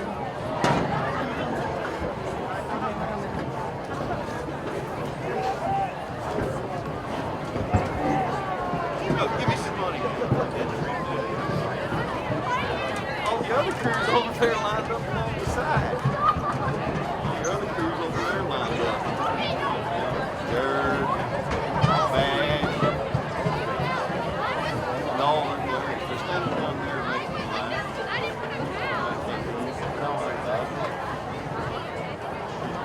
You can tell a little about not knowing that.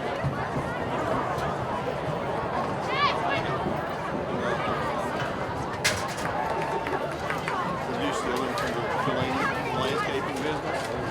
You know what you're going to do? You better take it back.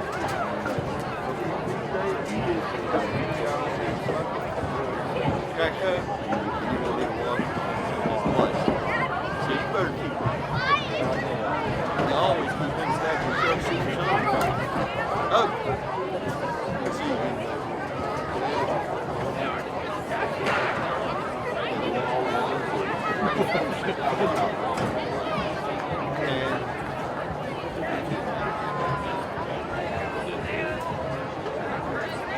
And we had them.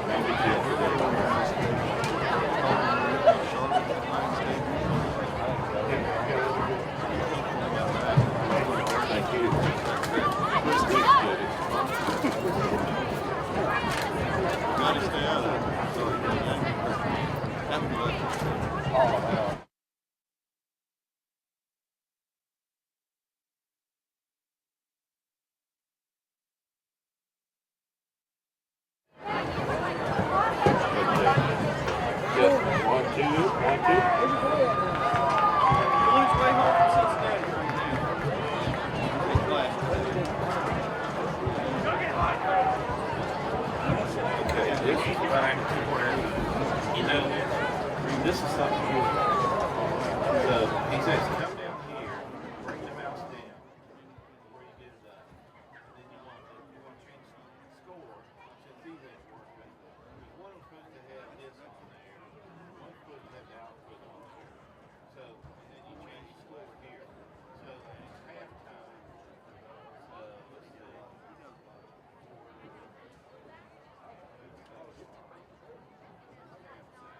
see.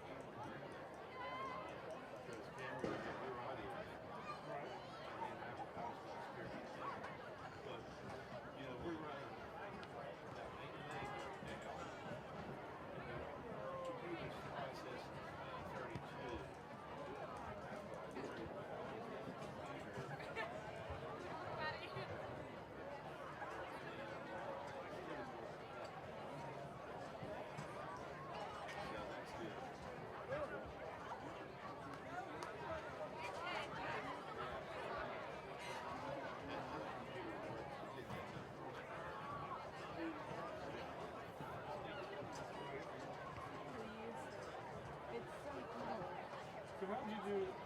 How did you do that when you did the pay-per-view?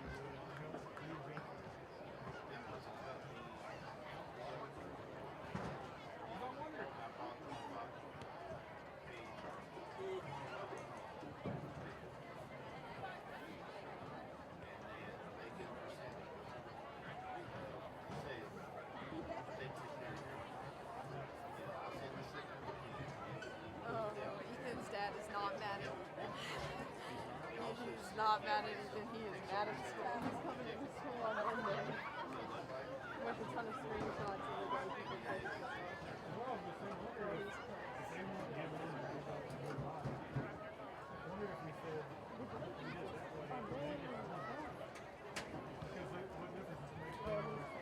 Exactly what Dad thinks. Those two things exactly what they're. When you talk to him, it's like talking to Dad. Like when Ethan's sexually hateful his dad, I know exactly what he's going through.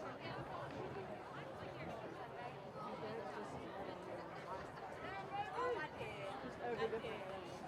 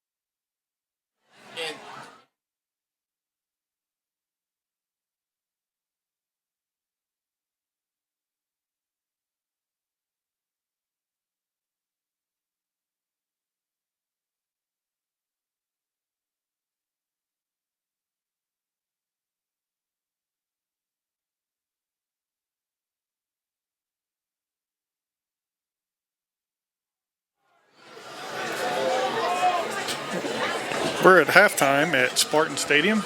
Greenbrier East leading Princeton 10-7. Both teams out on the field, getting ready for the start of the second half. But Eric, let's wrap up what we saw in the first half. Greenbrier East really controlled the action. Teams played kind of keep away, played field position game for a while, and then Greenbrier East gets a solid punt return, gets down to about the 36-yard line and takes it in on an E-incline 2-yard run to go up 7-0. It remained 7-0 until late in the second quarter. The Spartans were knocking on the door, had a first and goal from inside the 10-yard line, threw an interception at that point, and then Princeton made its biggest play of the game. A 52-yard pass from Cochran to Collins found the end zone to tie it up at 7. And then just before the end of the half, Noah Dotson connects on a 27-yard field goal, and the Spartans lead 10-7 at halftime. Looking at the total numbers, Greenbrier East ran the ball for 123 yards in the first half, led by 73 yards from quarterback Monquel Davis. They threw it for 65 for 188 total yards. Princeton, in the opening half, rushed just 35 yards rushing and threw it for 97, but 52 of those 97 came on one play, so 133 total yards for the Tigers, 52 of it on one play. So really Spartans, when you look at the stats, have basically dominated. See if they can keep that up as we kick off the second half. Yeah, if you're the Spartans, you've got to be happy about your defensive performance, holding them in check as far as the total yards down. And the opening kickoff is returned out to about the 17-yard line, so good job by the Spartans kick team there, and Princeton will start down 10-7. To add to your halftime wrap-up, Kim, I'll tell you the first few drives we saw a ton of Brody Rice, and I'll tell you, it's sort of like Princeton went away from that. Yeah, they did. That was, as I made the joke about the Japanese restaurant earlier, it was all Rice early on, and then they went completely away from him. See what they do here. As Cochran in the shotgun with Rice beside him, and he's going to hand it off right up the middle. Rice gains about 2 on first down. Hey, they must not like your comment to begin with at the beginning of the game. So I guess not. Rice ended up with 6 carries for 28 yards in the opening half. He was their leading rusher. I'll tell you, he's a big back too. Thick legs. He can really turn up some yards. But Greenbrier East, those numbers, Eric, when you really think about it, 133 yards of total offense, and 52 of it came on one play. Spartan defense really came to play in the opening half. They did. Cochran turns, hands it to Rice again. He goes right up the middle, breaks a tackle, and he's going to get a first down, an 8-yard gain. Moves the chains for Princeton. I'll tell you, my guess is just we're going to see a heavy dose. You know, that's what really what worked for him. And when they got away from it and started throwing the ball a little bit, it wasn't as successful. Sorry. First and 10 here, ball spotted on the 28-yard line.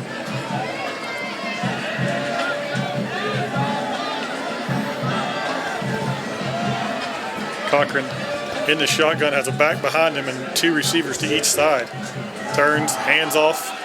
That's Rice right up the middle again, plows a Spartan defender, gets a first down and more, gain of 14 yards, and Rice is just chewing up the yardage here on the opening drive of the second half. I'll tell you, my goodness, we were on the wrong end of that one, weren't we? He lowered the pad level a little bit and took a couple Greenbrier East defenders for a ride. Rice had 28 yards at halftime. He's almost doubled that already as he's up to 52 yards. It's the exact same thing we saw in the first quarter. He just ground and pound him. Same formation, hands to Rice again, same spot, goes right up the middle. This time he's met, gains a couple yards. We'll give him 3 out to about the 44-yard line.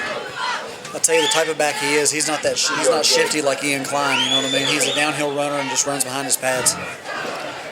Yeah, he runs behind his pads, as you said, and he's not afraid to run over somebody. Yeah, he's everybody. I forgot to change.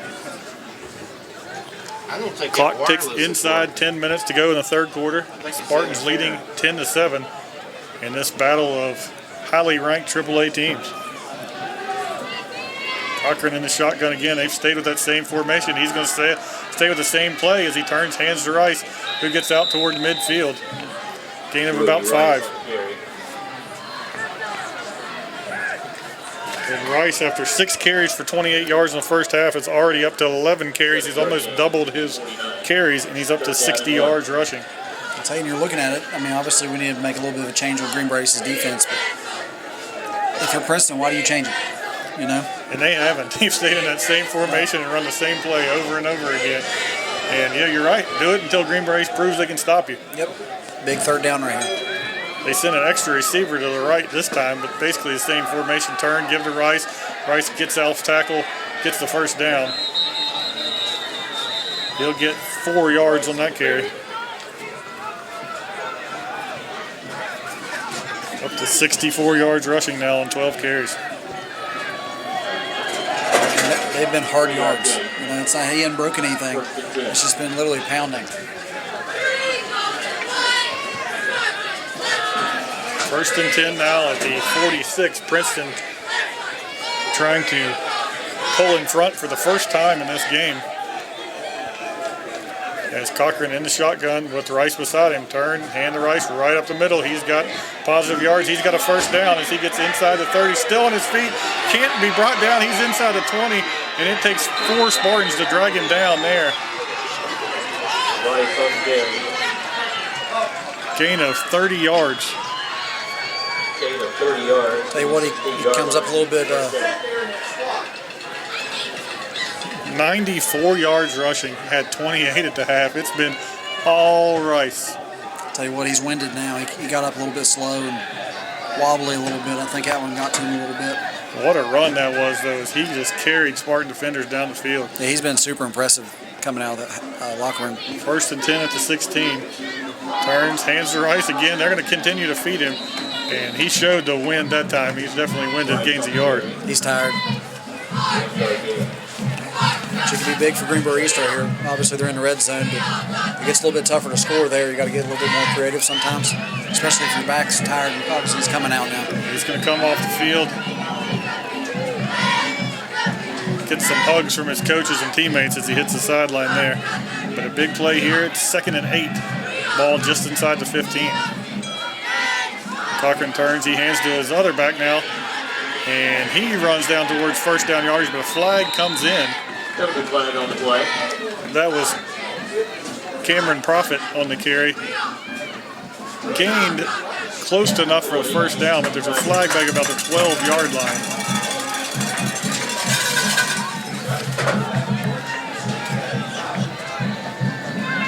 They're backing him up here. So it is going to be, I didn't see the signal, I believe a hold against Princeton. That's going to move him outside the red zone at the 21-yard line. So we've talked all game long about how big penalties have been. See if the Spartans can make that one be costly to the Tigers. Yeah, definitely. I mean, penalties now, each team has been backed up in the red zone because of a penalty. 2nd and 16. Ball at the 21 as Cochran takes a snap, turns, hands to Profit again. He carries it out close to the original line of scrimmage. Give him 5 there. He's running hard downhill too, you know. But I think Cochran's kind of getting bored. He's just handing the ball off, handing the ball off, handing the ball off. 3rd and 11, so big play here as the clock ticks inside 7 minutes to go in the third quarter. Greenbrier East leading 10-7. Cochran a long look at the sideline for the play as he faces a 3rd and 11 here. Don't know much about Princeton's kicker. Cochran back to pass. He's going to throw to the corner of the end zone. He's got his man there. Nice coverage. Wow. Wow. Greenbrier East. Great coverage there. The ball was in his hands when Levi Wagner hit him and the flag comes out. I cannot believe that call. No, my only guess, Cam, is he didn't turn back for the ball. Maybe, you know. Watch the replay here. I don't see it at all.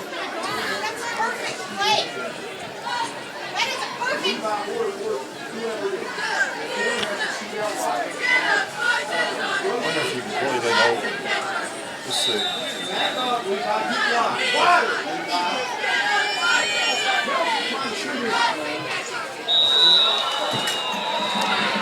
So you're going to get all sides against Greenbrier East here, Eric. Was the flag pass interference? because it's 3rd and 5. Must have been defensive holding then. But the offsides now is going to move the chains. And Princeton now has a first down at the 6-yard line.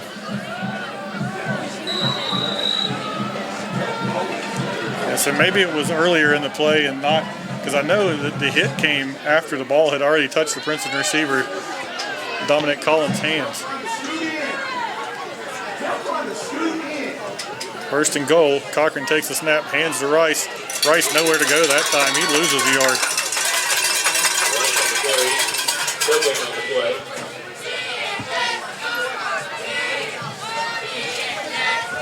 So now 2nd and goal. Ball at the 7-yard line.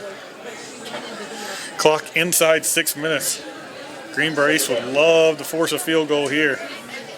Maybe. Sorry, Cam. No. Looks like Rice is back in, and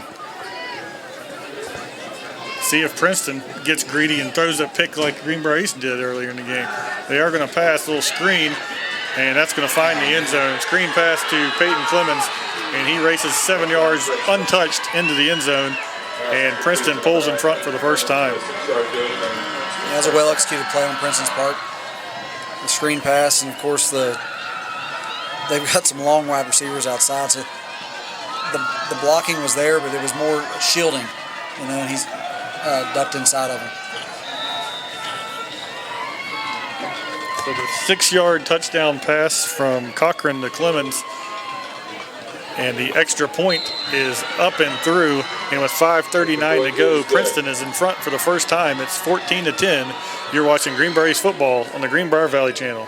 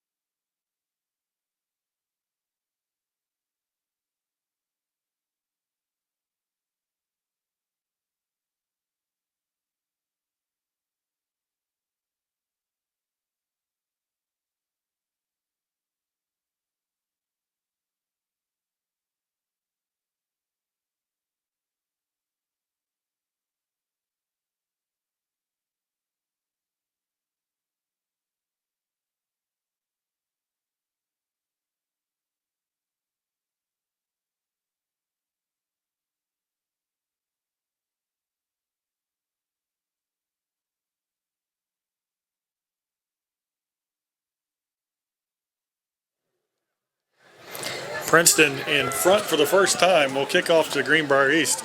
14-10 Tigers as they score on the 6-yard screen pass. Kick, little grounder, muffed around the 8-yard line by McAllister. He's going to turn it upfield, and he'll be brought down at about the 16.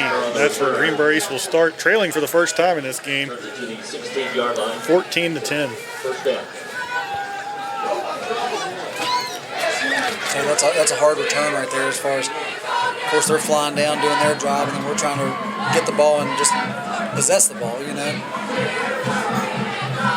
A great drive for Princeton as they ate a ton of clock, just ran the ball right down Greenbrier East's throat, and it paid off with the touchdown. Now let's see what kind of response the Spartans have, trailing for the first time.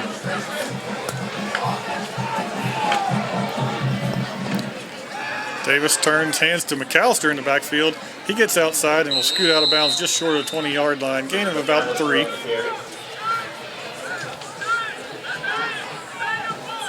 4-yard gain to the 20-yard line. Second down. You feel like Greenbrier East really needs to answer here. Yeah, they do. This is a big drive for us. We got to get something out of it. At least drive deep in their territory, definitely.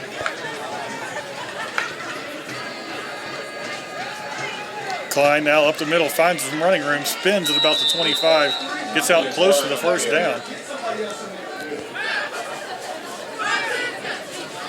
And he's going to have it. 8-yard gain. 7 yards to the 27-yard line. And a Spartan first down. Spartans move the chains.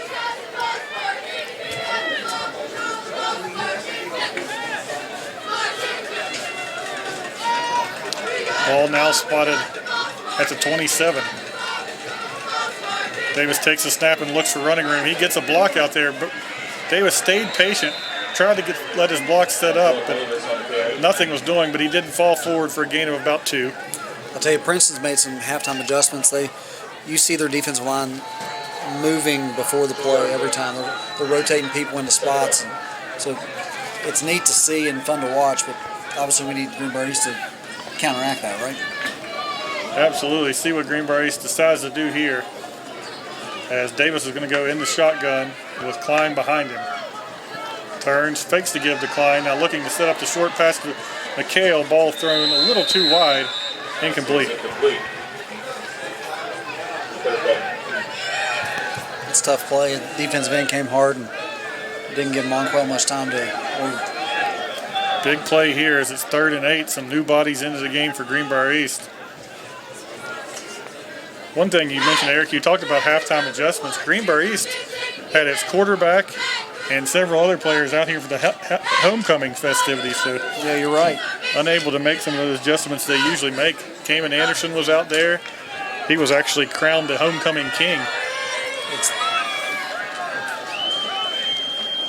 Princeton loading the box here. Klein gets outside looking for running room. Nice cut there as he crosses the 35 and gets down to the 36. Good run there as there's really nothing there for Klein, and he found a way to get 7. And now it's going to be 4th and short. It's decision time for Greenbrier East. Yep. That new wrinkle, we'll call it, in the offense has really gained a lot of yards tonight. They went back to it there, and looks like we're going to go for it. And that was all Klein, as there was really nothing opened up there. He just made the yardage himself. Greenbrier's going to line up to go. Princeton stacks the box, give to Klein, plows forward. He's got the first down.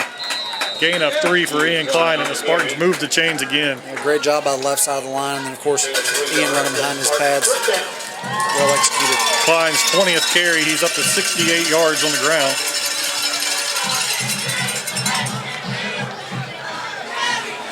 First and 10, Greenbrier East at the 39. Turn, give it to him again. He'll follow his blockers. Just like Princeton went all Rice, Greenbrier East content to go all Klein here. And again, not a whole lot of space there, but a good gain on first down. He gets 4. Yeah, you're right. 4 yards a clip. The offensive line's doing well. Princeton's not getting much push with their big guys up front, so good job by them.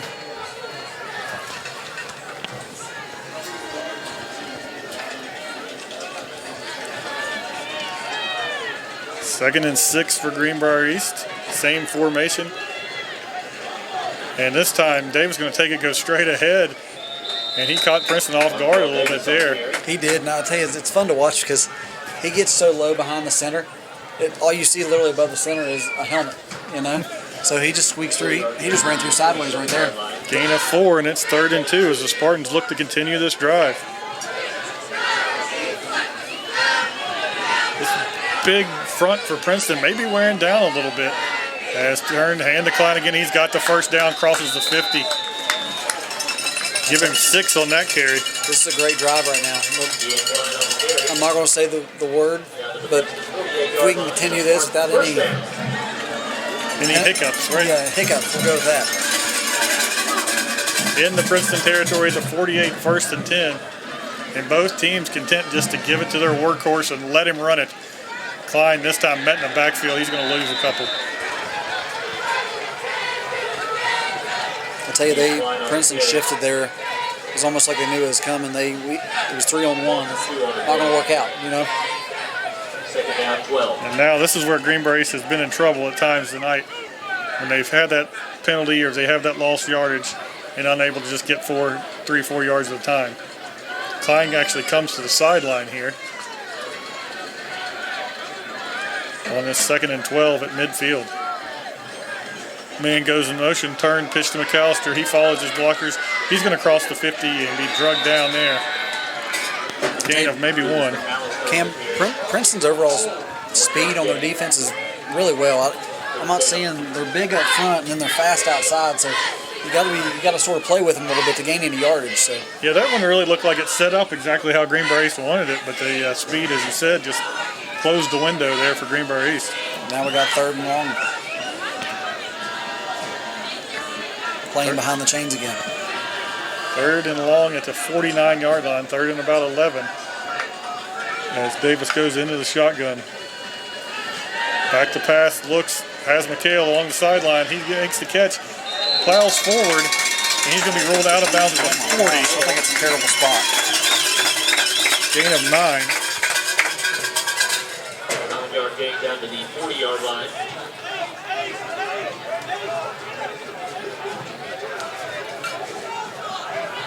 Fourth down and 2.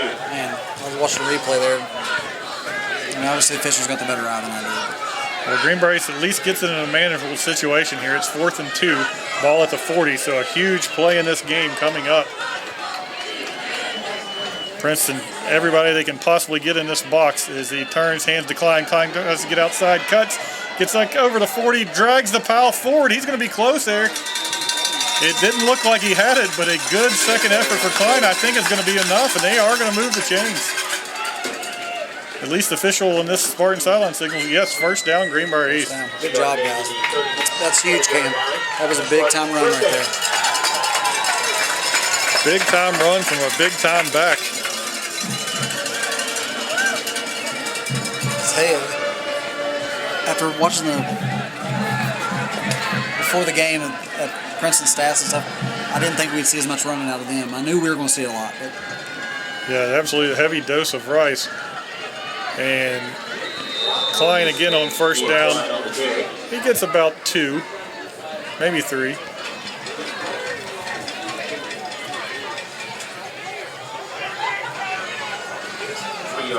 Klein up to 80 yards now on 25 carries.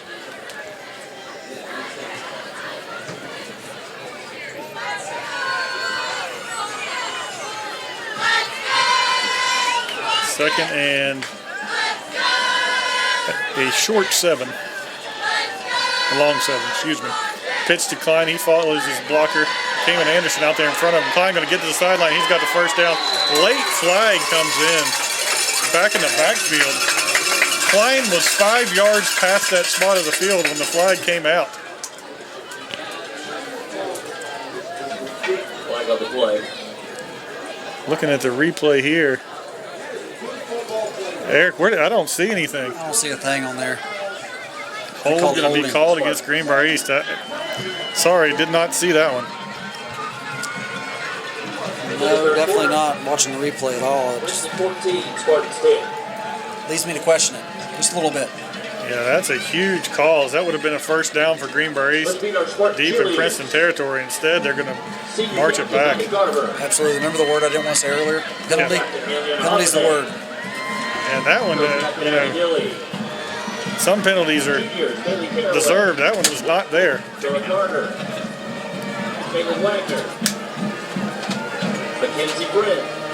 Okay. Come back on. And we're going to take a timeout here as they sort this out. We'll take it with them. Reagan Cochran. Sophomores, Ashton Phillips. Actually, that was the end of the third quarter, Eric. Wow, that was a fast quarter. End of the third quarter. It's Princeton 14, Greenbrier East 10. You're watching Spartan football on the Greenbrier Valley channel.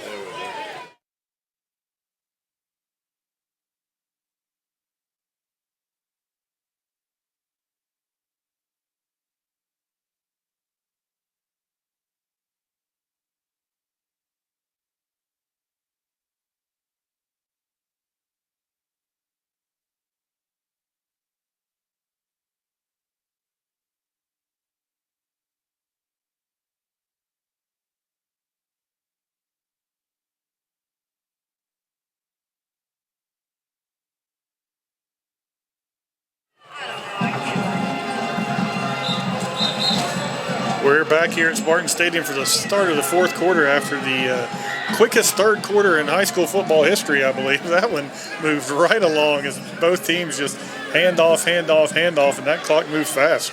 It sure did. And good news is now we're driving towards our student section, so it should help us out a little bit. Second and about 20 for Greenbrier East after the penalty. Screen pass from McAllister. He's got room ahead. He follows his block. He's inside the 30. Still fighting down to the 20-yard line. Gain gain of 25 yards on the screen pass to McAllister, and Greenbrier East wipes out that penalty pretty quickly. They sure did. That was a great play call coming out of the end of the quarter timeout. Now we're on the ball again. Let's go.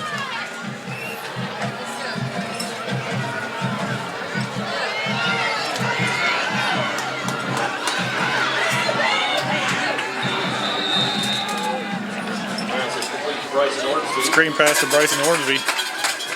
He picks up about 4. I'd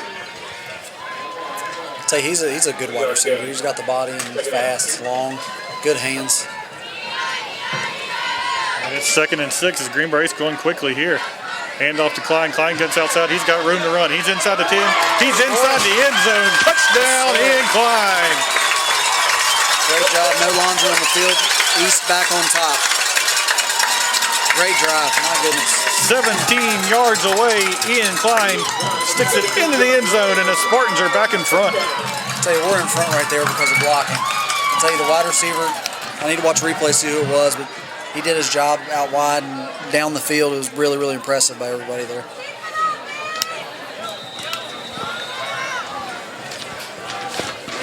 Noah Dodson on for the extra point to put the Spartans up 3. Hold is down. The kick is up. The kick is good, and with 11:14 to go, the Spartans are back in front. It's 17-14. You're watching Greenbrier East football here on the Greenbrier Valley channel.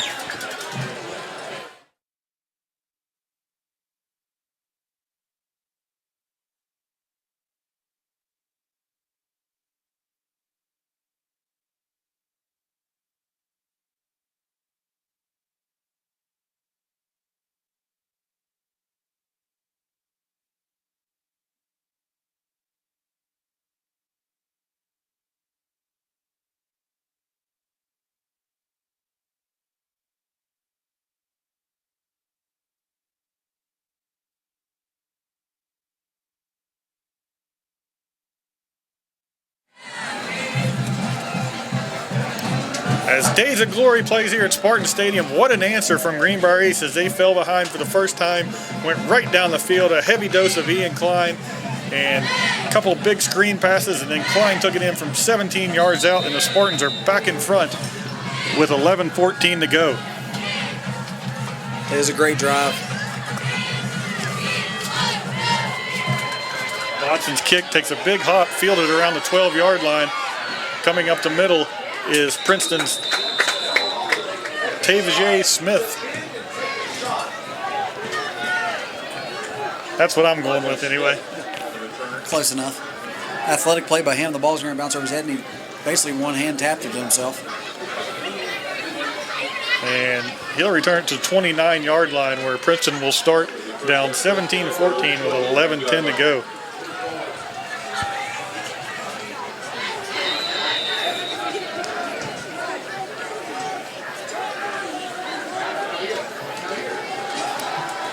Rice right up the middle again. He's running hard. He's got a first down and more. He's been impressive. I think he likes to pound it like 4 or 5 yards. He don't like those big bust out runs, you know. 15 yards on first down there. And he's up to 109 yards rushing on 16 carries. I'll tell you, they've been hard yards too. He's been impressive tonight, you know.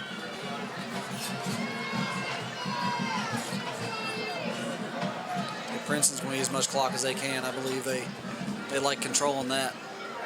They're within 10 seconds of the play clock. Cochran in the shotgun, Rice behind him. Turns, gives right up the middle. That's the only place he's going, and he's going hard. Gain of 7 yards on first down.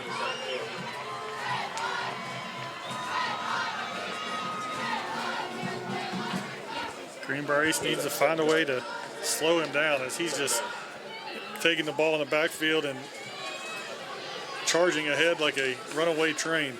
He is kind of Owen Schmidt-like, you know. That's a good comparison for sure. It is. He's built just like him, big, thick kid.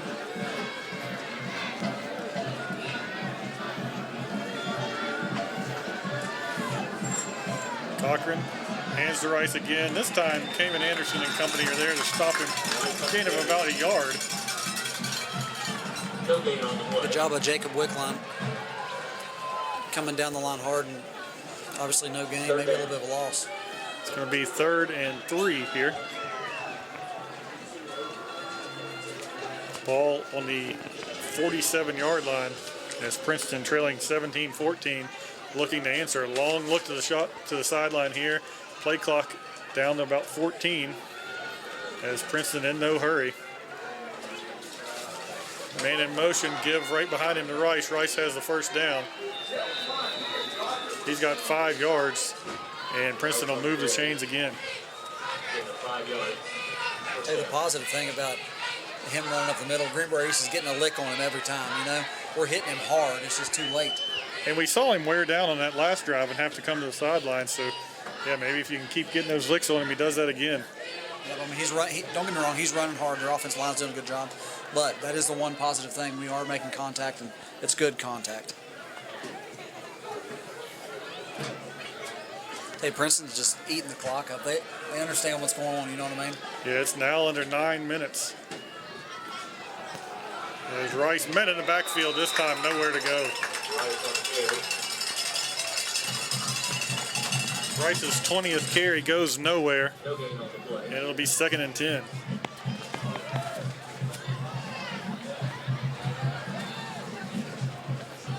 Clock now 8:28 and ticking. 2nd down and 10. We're going to have to keep an eye on that. Princeton's goal is to eat as much as possible and then stick it in and not leave Greenbrier East with much time.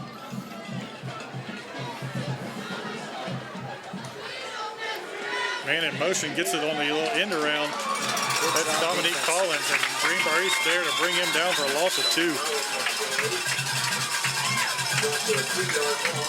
So here it is. If you're Greenbrier East, this is where you need to come up big. It's 3rd and 13. Ball on the 45-yard line. 7:54 and ticking. Princeton probably thinking it has 2 plays here to get these 13 yards. I tell you, you look at the body language of Princeton's players, they're frustrated right now. You can just tell they are.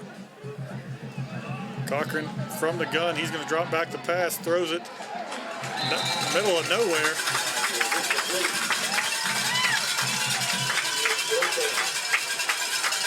Now 4th down, but Eric, watch out here. We've seen that formation on the punt all game long for Princeton.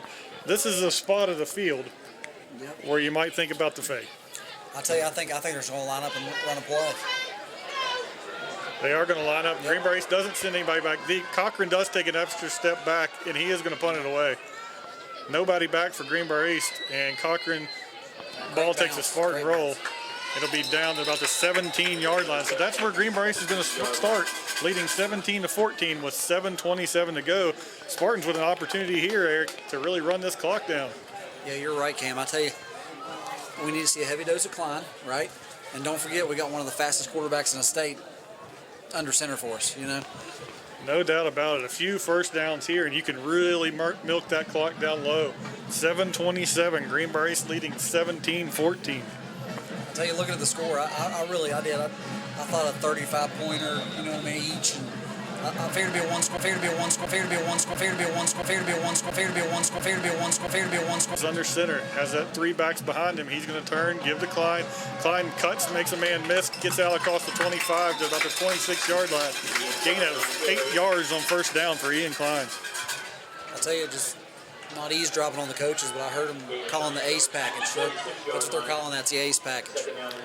And with that carry, Klein crosses the century mark. He's now got 28 carries for 105 yards. And he's worked hard for those yards tonight, Cam. He's been real impressive. He has, but I feel like the Princeton defense may be wearing down a little bit. Maybe this is where he can start to eat them up in some chunks. I agree, so I hope our offensive line finds it deep and just keeps pushing here. Princeton has everybody. I think they brought a couple people off their sideline to load the box there. My goodness, they're in the backfield for the ball. It was almost even snapped. Klein loses about 3 there. I felt like the whistle might have blown a little early there as he was still fighting to get ahead. Yeah. Almost got back to the line of scrimmage, but the officials won't give him that spot. 3rd down already. Clock shows 6:12 and ticking.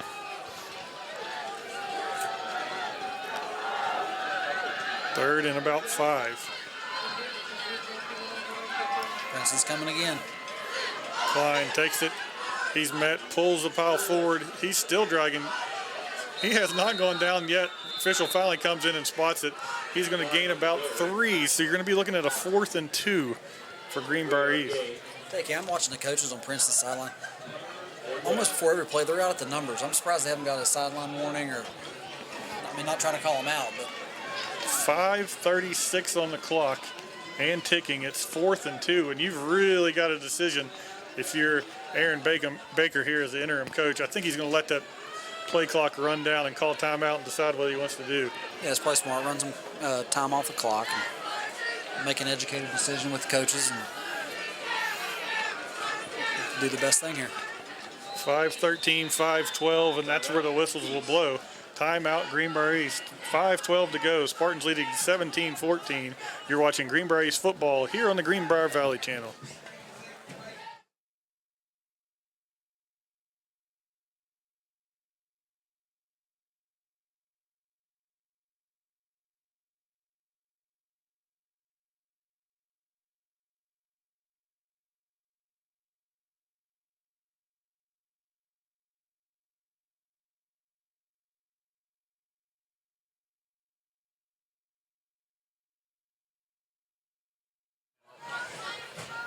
.5:12 to go in this football game. Greenbrier East clinging to a 17-14 lead, and a huge decision for the interim coach here, Aaron Baker, taking over for the suspended Ray Lee.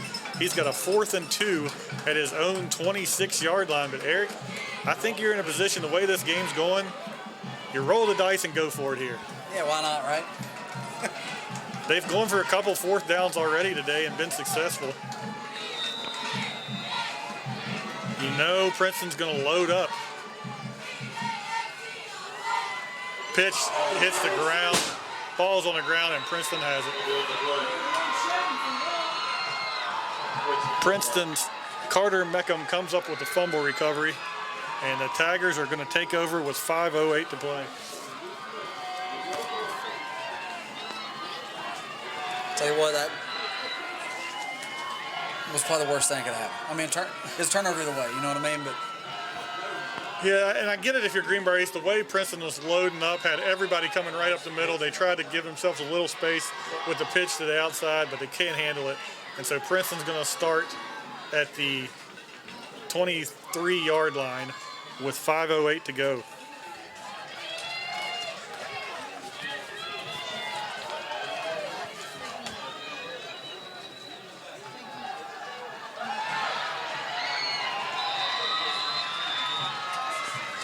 Rice is rested. He's ready to go, you know what I mean? Inside the red zone, he's... Yeah, right up the middle there, and he's going to gain 7 yards on 1st down.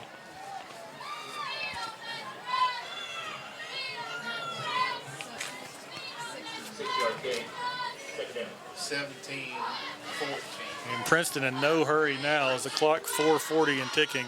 Tigers content to take their time here on this drive. Try not to leave Greenbrier East with any time if they can get that score they're looking for.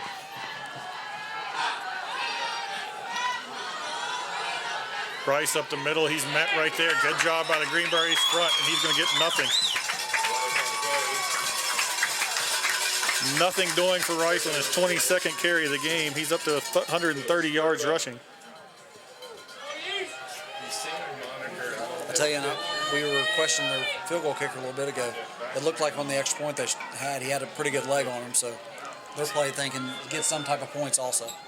Yeah, Princeton in position where they can at least tie it up, but a big play here is Greenbrier East could force them to try to kick that field goal on a 3rd and about 4. 3:51 and ticking. Spartans clinging to a 3-point lead. And Princeton's going to call timeout. Well, flag comes out though too. Yep, the official's going to say the timeout came before the flag. Timeout, Tigers. 3:41 to play. Greenbrier East leading 17-14. We'll be back with more Spartan football action on the Greenbrier Valley channel.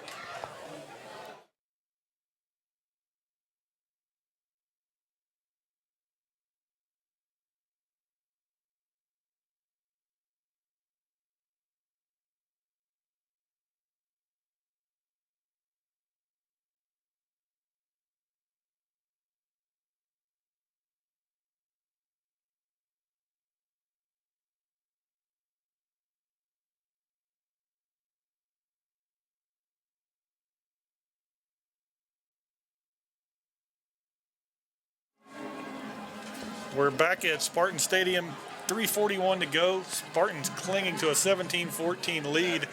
Princeton will be facing a 3rd and 4 with the ball resting at about the 17-yard line. So the Tigers looking at a 34-yard field goal here to tie the game, but they want to get the first down and keep that clock and the chains moving. Yeah, I mean, obviously I believe they're going to go something across the middle probably, or why not hand Rice the ball? Right.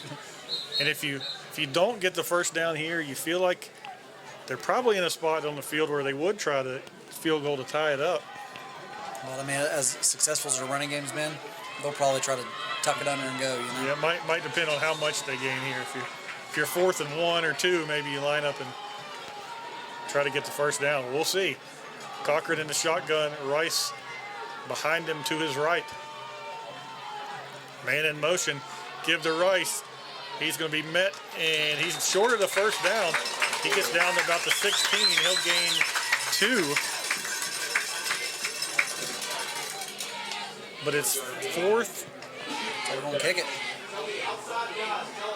And 4, yeah, they're going to bring on their field goal team. The ball is spotted. Actually, I gave him 2. He maybe got 1 there. Tell you, we got to be careful here, Cam. We cannot jump off sides. The holder, Connor Paget, has his knee down at about the 24, so we're looking at a 34-yard field goal attempt from Casey Gesso. The snap is back, hold is down, the kick is up, and the kick is through. And with 2:55 to go, Princeton ties it up. It's 17-17. We'll be back for the final 3 minutes of action here on the Greenbrier Valley Channel.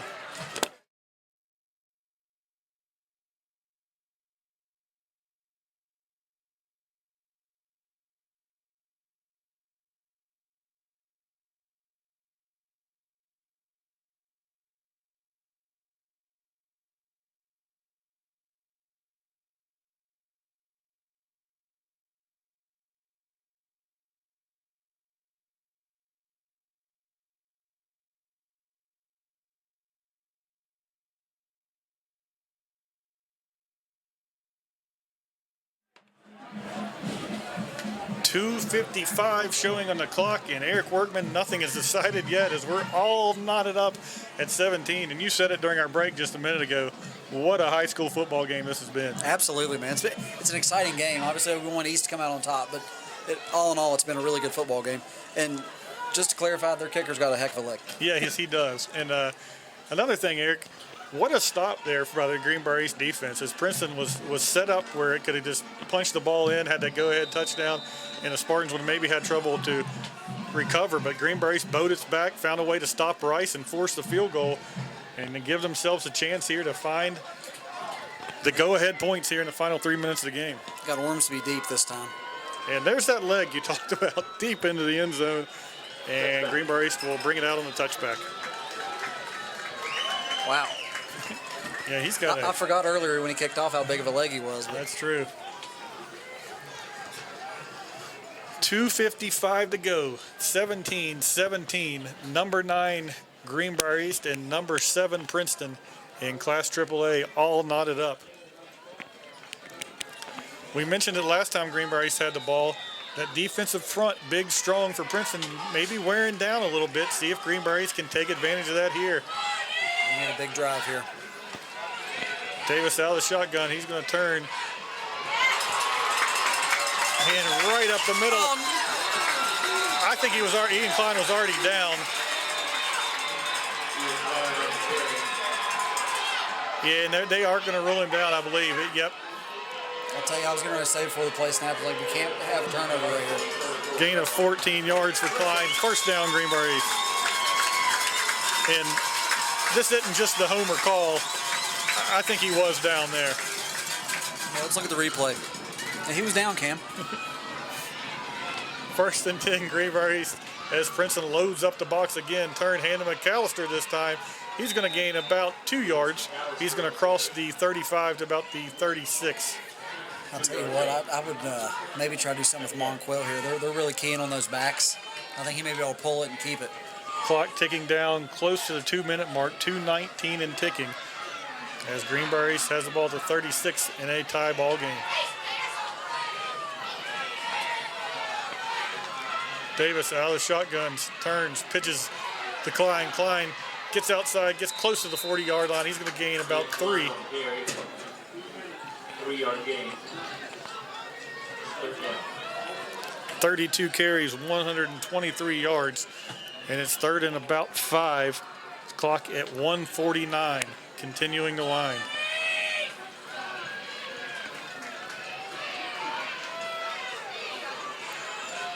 Davis now, clock at 1:38 as he claps his hands, gives right up the middle of Klein. Klein has a first down and more. Big run, big run. Gain of 8 yards there for Ian Klein. Cam, sit here and watch that play. There was 3 defensive linemen for Princeton on the ground off that. The offensive line did wonderful. Great job by the offensive line. And Greenbrier East is approaching midfield. Ball at the 47, clock 1:27. A lot to watch here. Not only the field position, but that winding clock. As Davis out of the shotgun by himself, looks for room to run. He needs to get out of bounds here, and he will. They gave him a couple on that. Good. Actually, he's going to get to the 50, so he's going to gain 3 there on first down.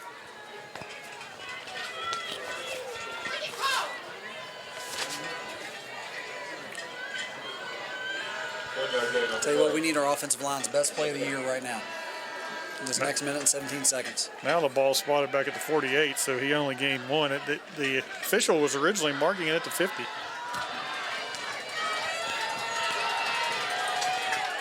Second and 9.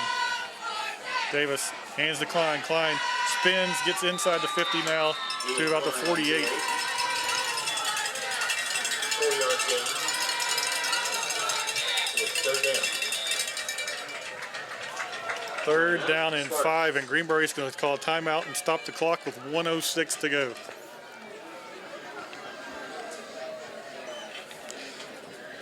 So Eric, reset it here. We're all tied at 17, 1:06 to go. Greenbrier is going to be facing a third and about 5 or 6 ball just inside Princeton territory at the 49-yard line. If you're Greenbrier East, you want to make sure that worst case scenario is overtime. Obviously, you want to find a way to put points on the board and win the game, but don't turn it over here near midfield and give Princeton a chance. We saw the leg their kicker has. So worst case scenario, you go to overtime. Best case scenario, you get points here and win the game. Yeah, you're right, Cam. I tell you, it's just been such a good high school football game. Like, obviously the 2 big rivals, Princeton and East, and it's going to come down to the last minute. Hopefully East can punch it in here and finish it, but And so much on the line as well. As we said before the game started, the winner of this game likely will get to host a first-round playoff game if everything goes according to plan down the stretch. Which would be wonderful, right? Big opportunity. Ball at the 49-yard line. Greenbrier East, 3rd and 5, 1:06 to play. Davis out of the shotgun, looks, fakes the pass, now comes back the other way to McAllister, incomplete, and the incompletion was the best thing that could have happened to Greenbrier East. Absolutely, my goodness. Kudos to Princeton. They read the play great, Now 4th and 5 at the 49. Another decision for Greenbrier East. If you go for it here, you're going to give Princeton awfully good field position with about a minute to go. And they are going to trot Dotson on, try to punt it away. Be careful. I tell you, we need a really good snap, quick snap, get rid of it. We've seen them come close to getting a couple already today.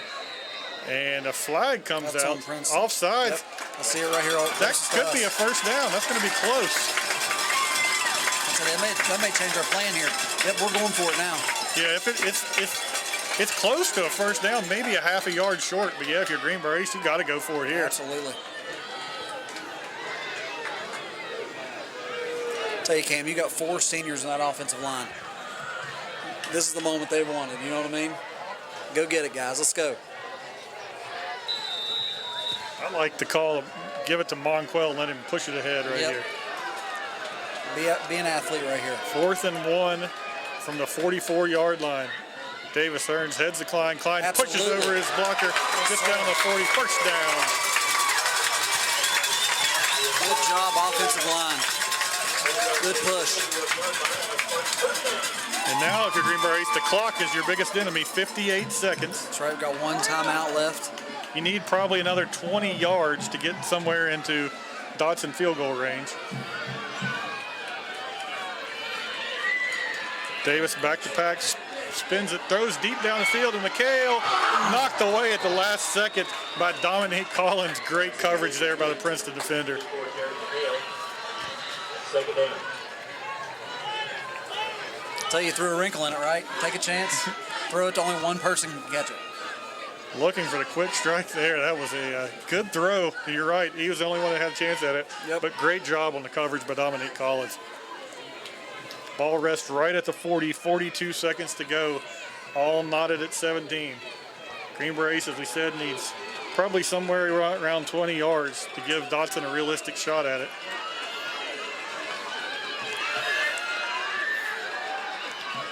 Davis fakes the handoff. He's got room to run on the outside, but he waits to throw.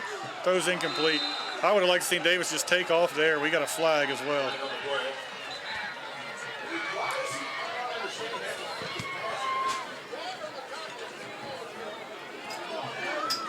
Did he pass the line of scrimmage? Is that the flag?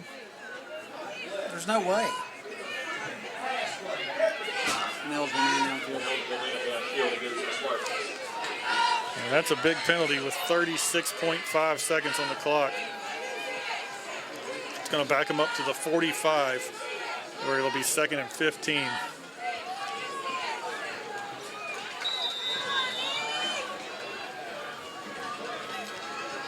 Three receivers right to the left. Davis all alone in shotgun. He's going to drop back, look to throw. He's got plenty of time. Shuffles his feet. Now he's going to run back against the grain. Spun around. He's going to be dropped right at the line of scrimmage.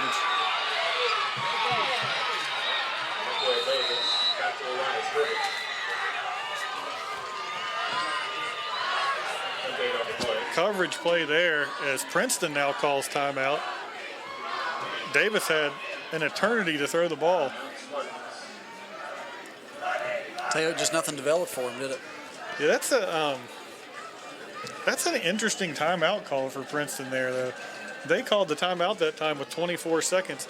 It's 3rd and about 15. I guess the Tigers thinking maybe they can get the ball back, but they saved some time for Greenbrier East here. I'll tell you, I believe what they're planning on is if they make a stop and they still have one left, and then the pressure they've got on the punter today. Yeah, that's true. And, they've done their homework as far as. So maybe, I don't know. You know, you're 25 yards away from a possible field goal if you're Greenbrier East, but maybe you just keep the ball on the ground here and force Princeton to use that final timeout. Absolutely, yep. I'll tell you what, though, I'm not.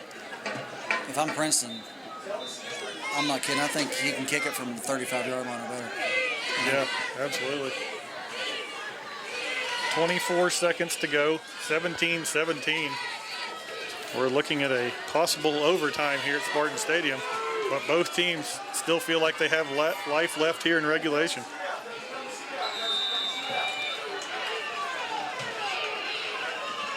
Davis has Klein with him in the backfield. He's going to drop back to pass. Looking. Now rolling. Flag comes in. Davis is dropped right at midfield. Yeah, it's going to be a hold against Greenbrier East. And Princeton's going to decline it and call timeout. Cody against the Spartans.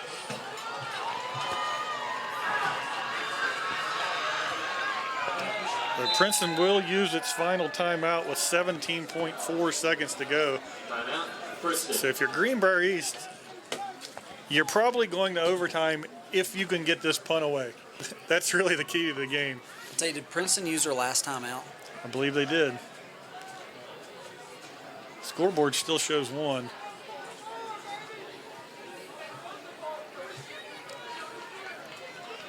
And you got to punt it. So you have to punt it, but the only way, I think, might be famous last words, but the only way Princeton can win this game in regulation, I think, is the block punt. So if you're Greenbrier East, you just got to get it away. Yep, protect. It's going to come down to that snap.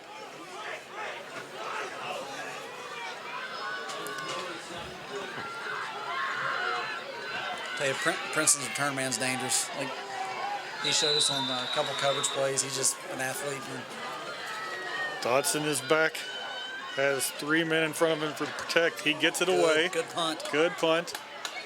Fielded inside the 20. Nice. Dropped right there. Nice job by McAllister down there on defense. Drops the return man inside the 20 with 10 seconds to go. Say, great job by Noah. Good punt. Had decent hang time. There is a flag out here about the 35-yard line. Don't know what that is.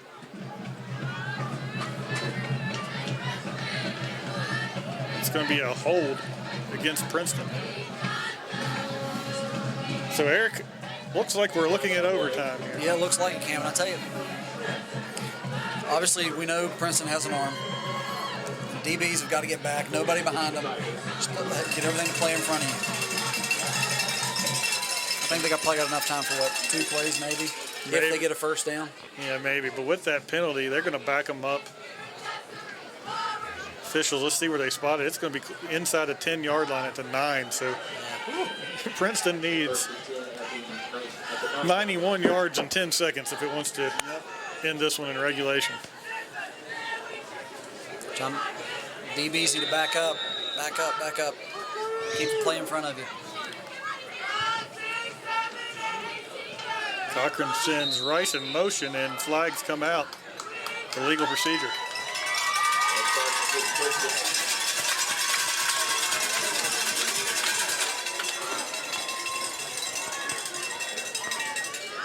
Yeah. The advantage right now, Eric, now after that penalty ball at the 4-yard line might be in Greenbrier East Come corner. get him. Yeah, Come get him. If you're Princeton, you might be better off just to take a knee and go to overtime. It'd be pretty phenomenal if we end on a safety. Obviously, the Tigers have the ball, but Greenbrier East is 4 yards from the end zone. That's right. Princeton's 96. Snap to Cochran, hands to Rice. He's dropped right there. And that's going to do it. We're going to, timeout. Injury timeout. No, timeout. Greenbrier East calls it. They're going to make Princeton snap it again from inside the 5-yard line. Ball will be spotted at the 4 with 3 seconds to go. That's not a bad idea if you're Greenbrier East. I mean, as I said, Princeton's 96 yards from the score. Princeton could put it on the ground, or who knows what could happen here. Can't take them with you, right? That's right. Well, you said it earlier. What a high school football game this has been. Absolutely. Fans who did not come out for homecoming here at Greenbrier East have missed a good one. Glad they tuned it in with us. It's been a fun one, Cam. It really It has been.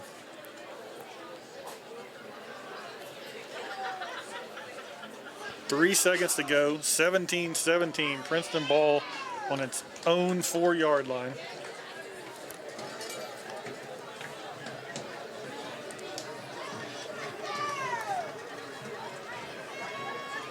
And see what Princeton does here.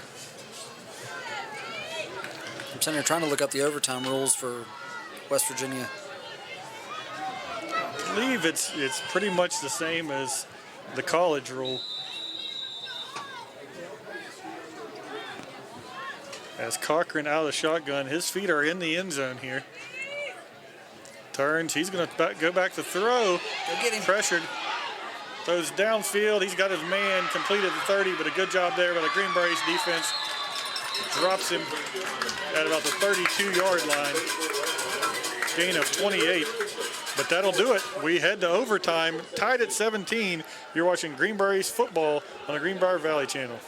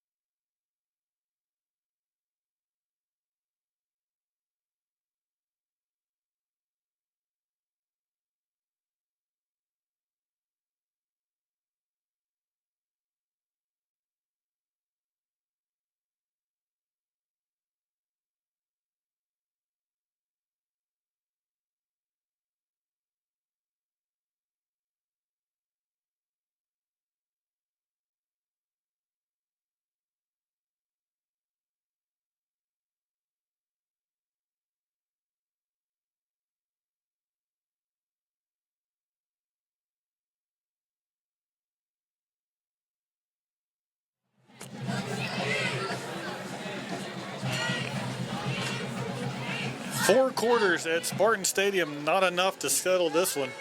As Greenbrier East and Princeton in regulation knotted at 17. And we're going to go to overtime here at Spartan Stadium. Overtime rules, as we talked about, Eric, I believe are pretty similar to the college rules. We'll have to have a coin toss here again, I believe, as the officials, 3 officials are going to head to both sidelines and explain exactly what we have going on. Not sure, trying to think back to what we've seen so far, Eric, and if we have some alternating possessions from the red zone or close to it. I'm not sure who that favors. I don't either. I mean, both of us run the ball really well, you know.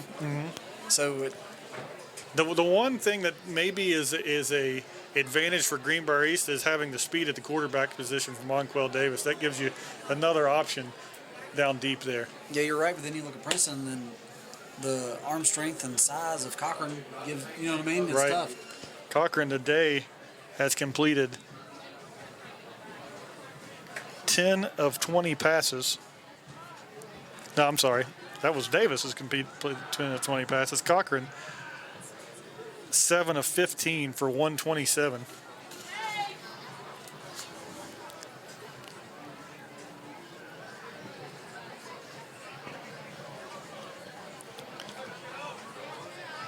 Davis, 10 of 20 for 103. Ian Klein, the leading ground gainer, 35 carries, 138 yards, but not far behind is Brody Rice of Princeton, who has carried it 23 times for 132. They both ran the ball really well, you know. Both been impressive, and just different styles of running, you know. Absolutely. So Greenbrier is going to send Jacob Wickline out to midfield as its lone captain here for this coin toss.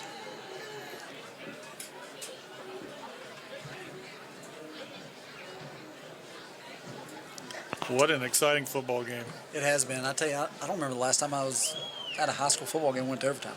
It's been a while for me as well. I remember a Greenbrier East James Monroe game. I can't tell you the year, but it was an overtime classic.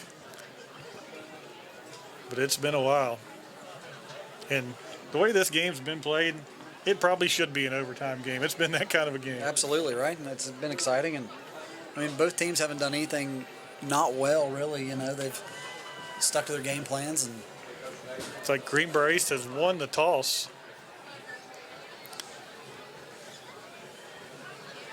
As they talk it over.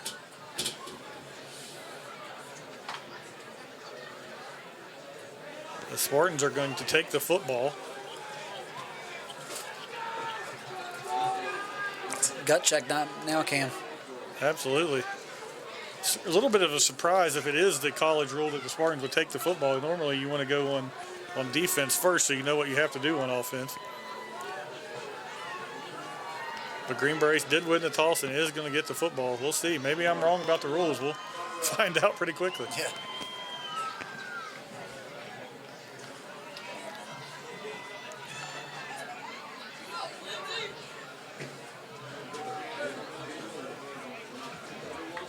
So we're going to march down to looks like we're going to go down to the school side of the field. Yeah, Princeton chose the field side. They didn't want to come to the student section, of course, right? And Greenbrier will get the ball there.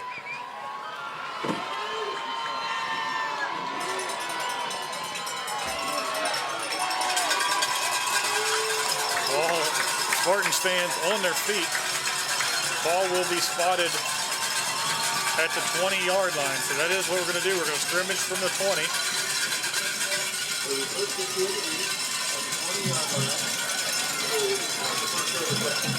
Greenbrier will start with it first.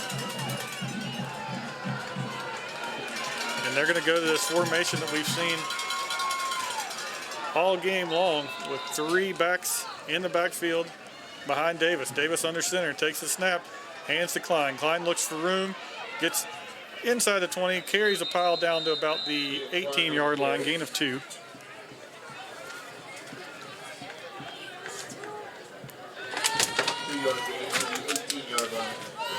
10.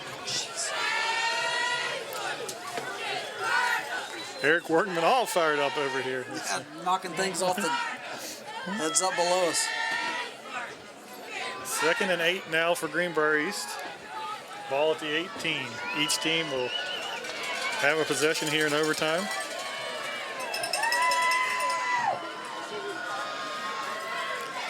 Turn, give to Klein. He spins, gets down inside the 15, down to a 14. The ball popped loose there. It did, yes. Looks like we recovered. He'll gain 5 there. Greenbrier East avoids danger. It's 3rd and 5. Spartans are in a position where they can kick a field goal here, but you really want to try to get 6.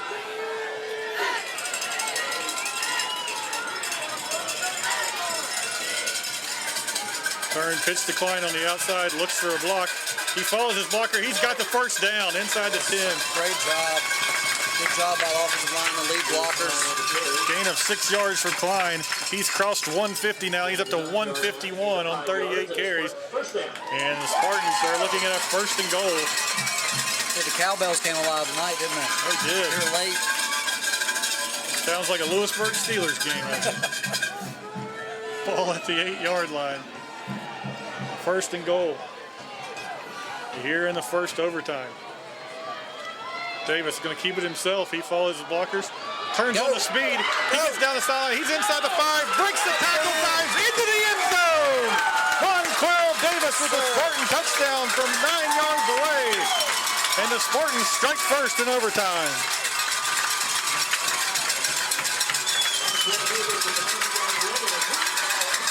Great job. Spartan fans are making some noise now. That's an athlete being an athlete, Cam. That was a wonderful play. He was. He did a nice job. He was patient, waited on his blocks, but when it really didn't set up for him, he just turned on the afterburners, got down the sideline, then broke a tackle and dove into the end zone. Yep, it was a big kick. As you said, big kick from Dotson here. Spartans lead at 23-17, pending the extra point. And that kick is up and good. No good. Wow.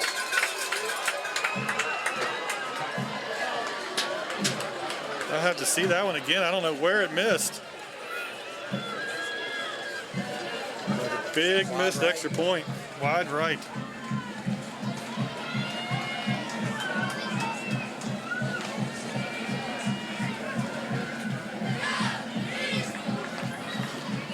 He had plenty of leg on it, just hooked it.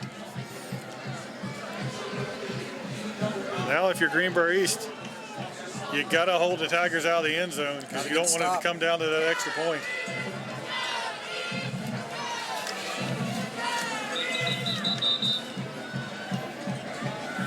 Tell you what, though, we've done pretty well with them in the red zone tonight. As far as, I mean, obviously penalties hurt them, likewise with us, but we need to really step up right here. So here we go. Greenbrier East leading 23-17. A stop wins the game. Princeton will scrimmage from the 20-yard line.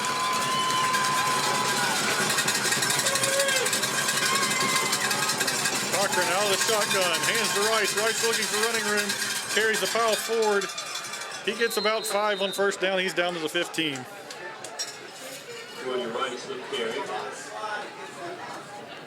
5-yard gain to the 15-yard line. Rice, what a back. Yeah, he's as a compliment, he's a thick guy. You know what I mean? He's a bulldog back there. He just keeps rolling. 2nd and 5. Princeton 15 yards away. They trail it 23-17 here in the first overtime. Spartan fans on their feet making some noise. Snap to Cochran. Screen pass after Rice. Defense. Brought down right there. Loss of a yard. Great play. That's a big play, Cam, right there, I'll tell you. It is.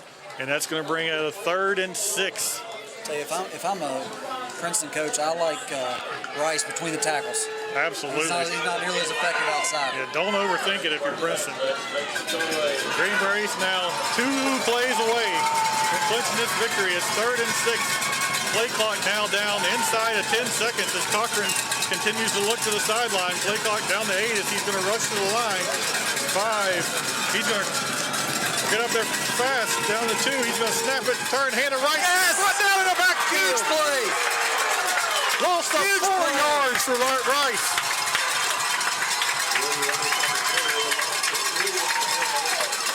And it's 4th down for the Tigers. One play, Cam, one play. 4th and 9. Greenbrier East 1 play away from victory. They need a stop here, and Princeton's going to call timeout and talk about it. 4th and 9, Eric. Greenbrier East leading 23-17. All they need here is 1 stop, and they'll go home with a huge victory. Massive victory, Cam. I'll tell you, how about our defense right now? Way to step up. Absolutely.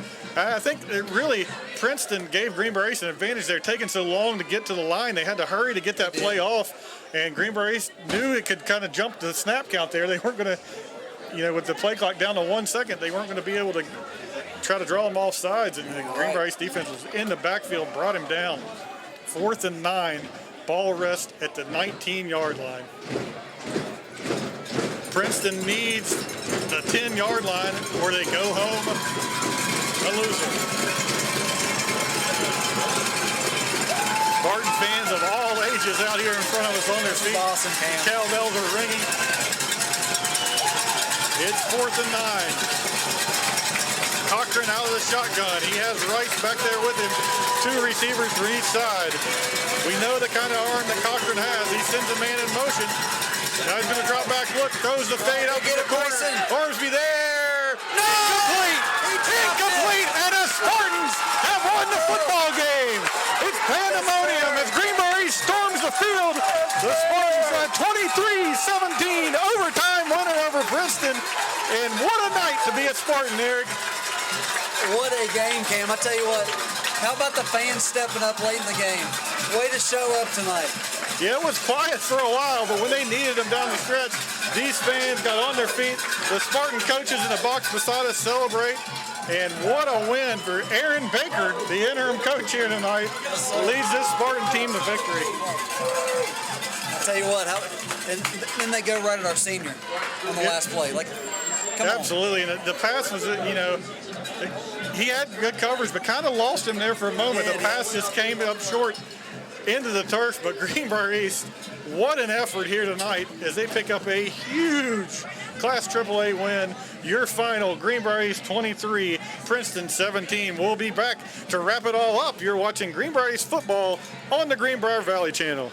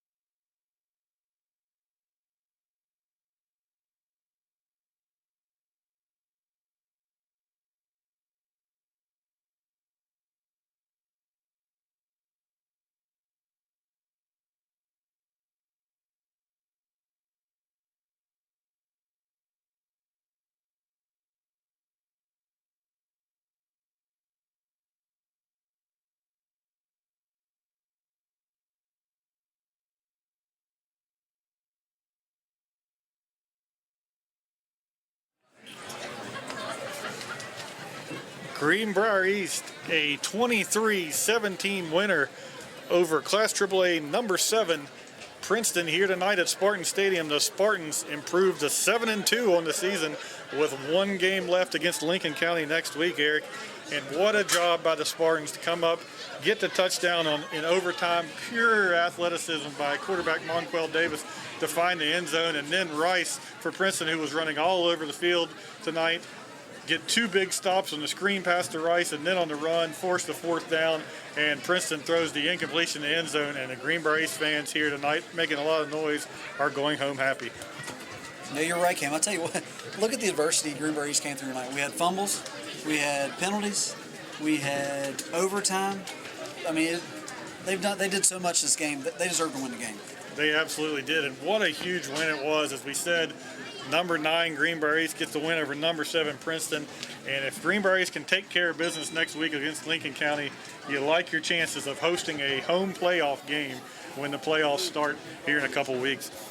Let's look at the stats here tonight for Greenbrier East and Princeton. We'll start with the visiting Tigers. They end up in the game 146 rushing yards, 133 of that from the junior Brody Rice on the ground,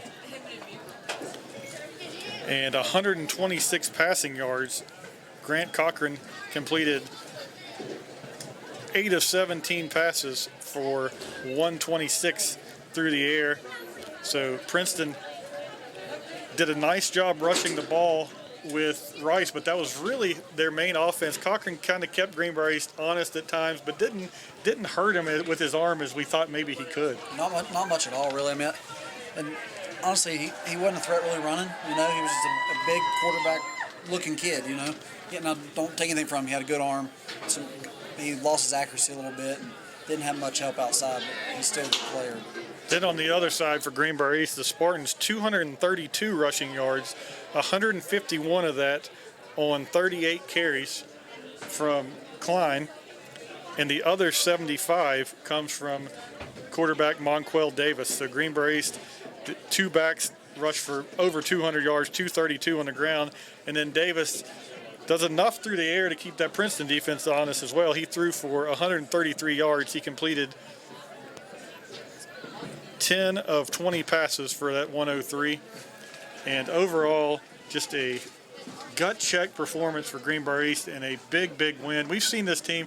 We knew they were a good football team all season long, Eric, but a couple of chances that they really had to prove just how good they were against Oak Hill, against Robert C. Byrd. They come up short, but tonight in a game a lot of the state was watching, they make a statement here against the Princeton Tigers. Yeah, definitely. And they did what they needed to do to win. You know, like I said a minute ago, they came through so much adversity tonight. There was turnovers, there was penalties, there was plays that didn't go well, there was fumbles that we recovered. But I'll tell you, they did all the things to win the game. That's exciting for moving forward to the last game of the year and then moving on into the playoffs. And you talk about a good team. You always see good teams pick up their teammates when it's needed. And Noah Dotson tonight, we talked about it early on. He could have been our player of the game. So many good plays that he made over the course of the game. But he misses that crucial extra point. But his defense is there to bail him out, make sure that it doesn't come down to that, and makes the plays when they need him. Definitely. And that's another thing, point of adversity they overcome, right? Your team steps up and wins the ball game for you. Absolutely. So Greenbrier East wins this one in overtime tonight. Final score, Spartans 23, Princeton 17. Greenbrier East will end its regular season next week against Lincoln County, looking to finish 8-2, which would be a fantastic season for this Greenbrier East football team. We hope you'll join us for that one. But that'll wrap it up here from Spartan Stadium. We appreciate you watching here on the Greenbrier Valley channel. For Joe Sharp and Eric Workman, I'm Cam Huffman saying good night from a happy Spartan Stadium in Fairleigh.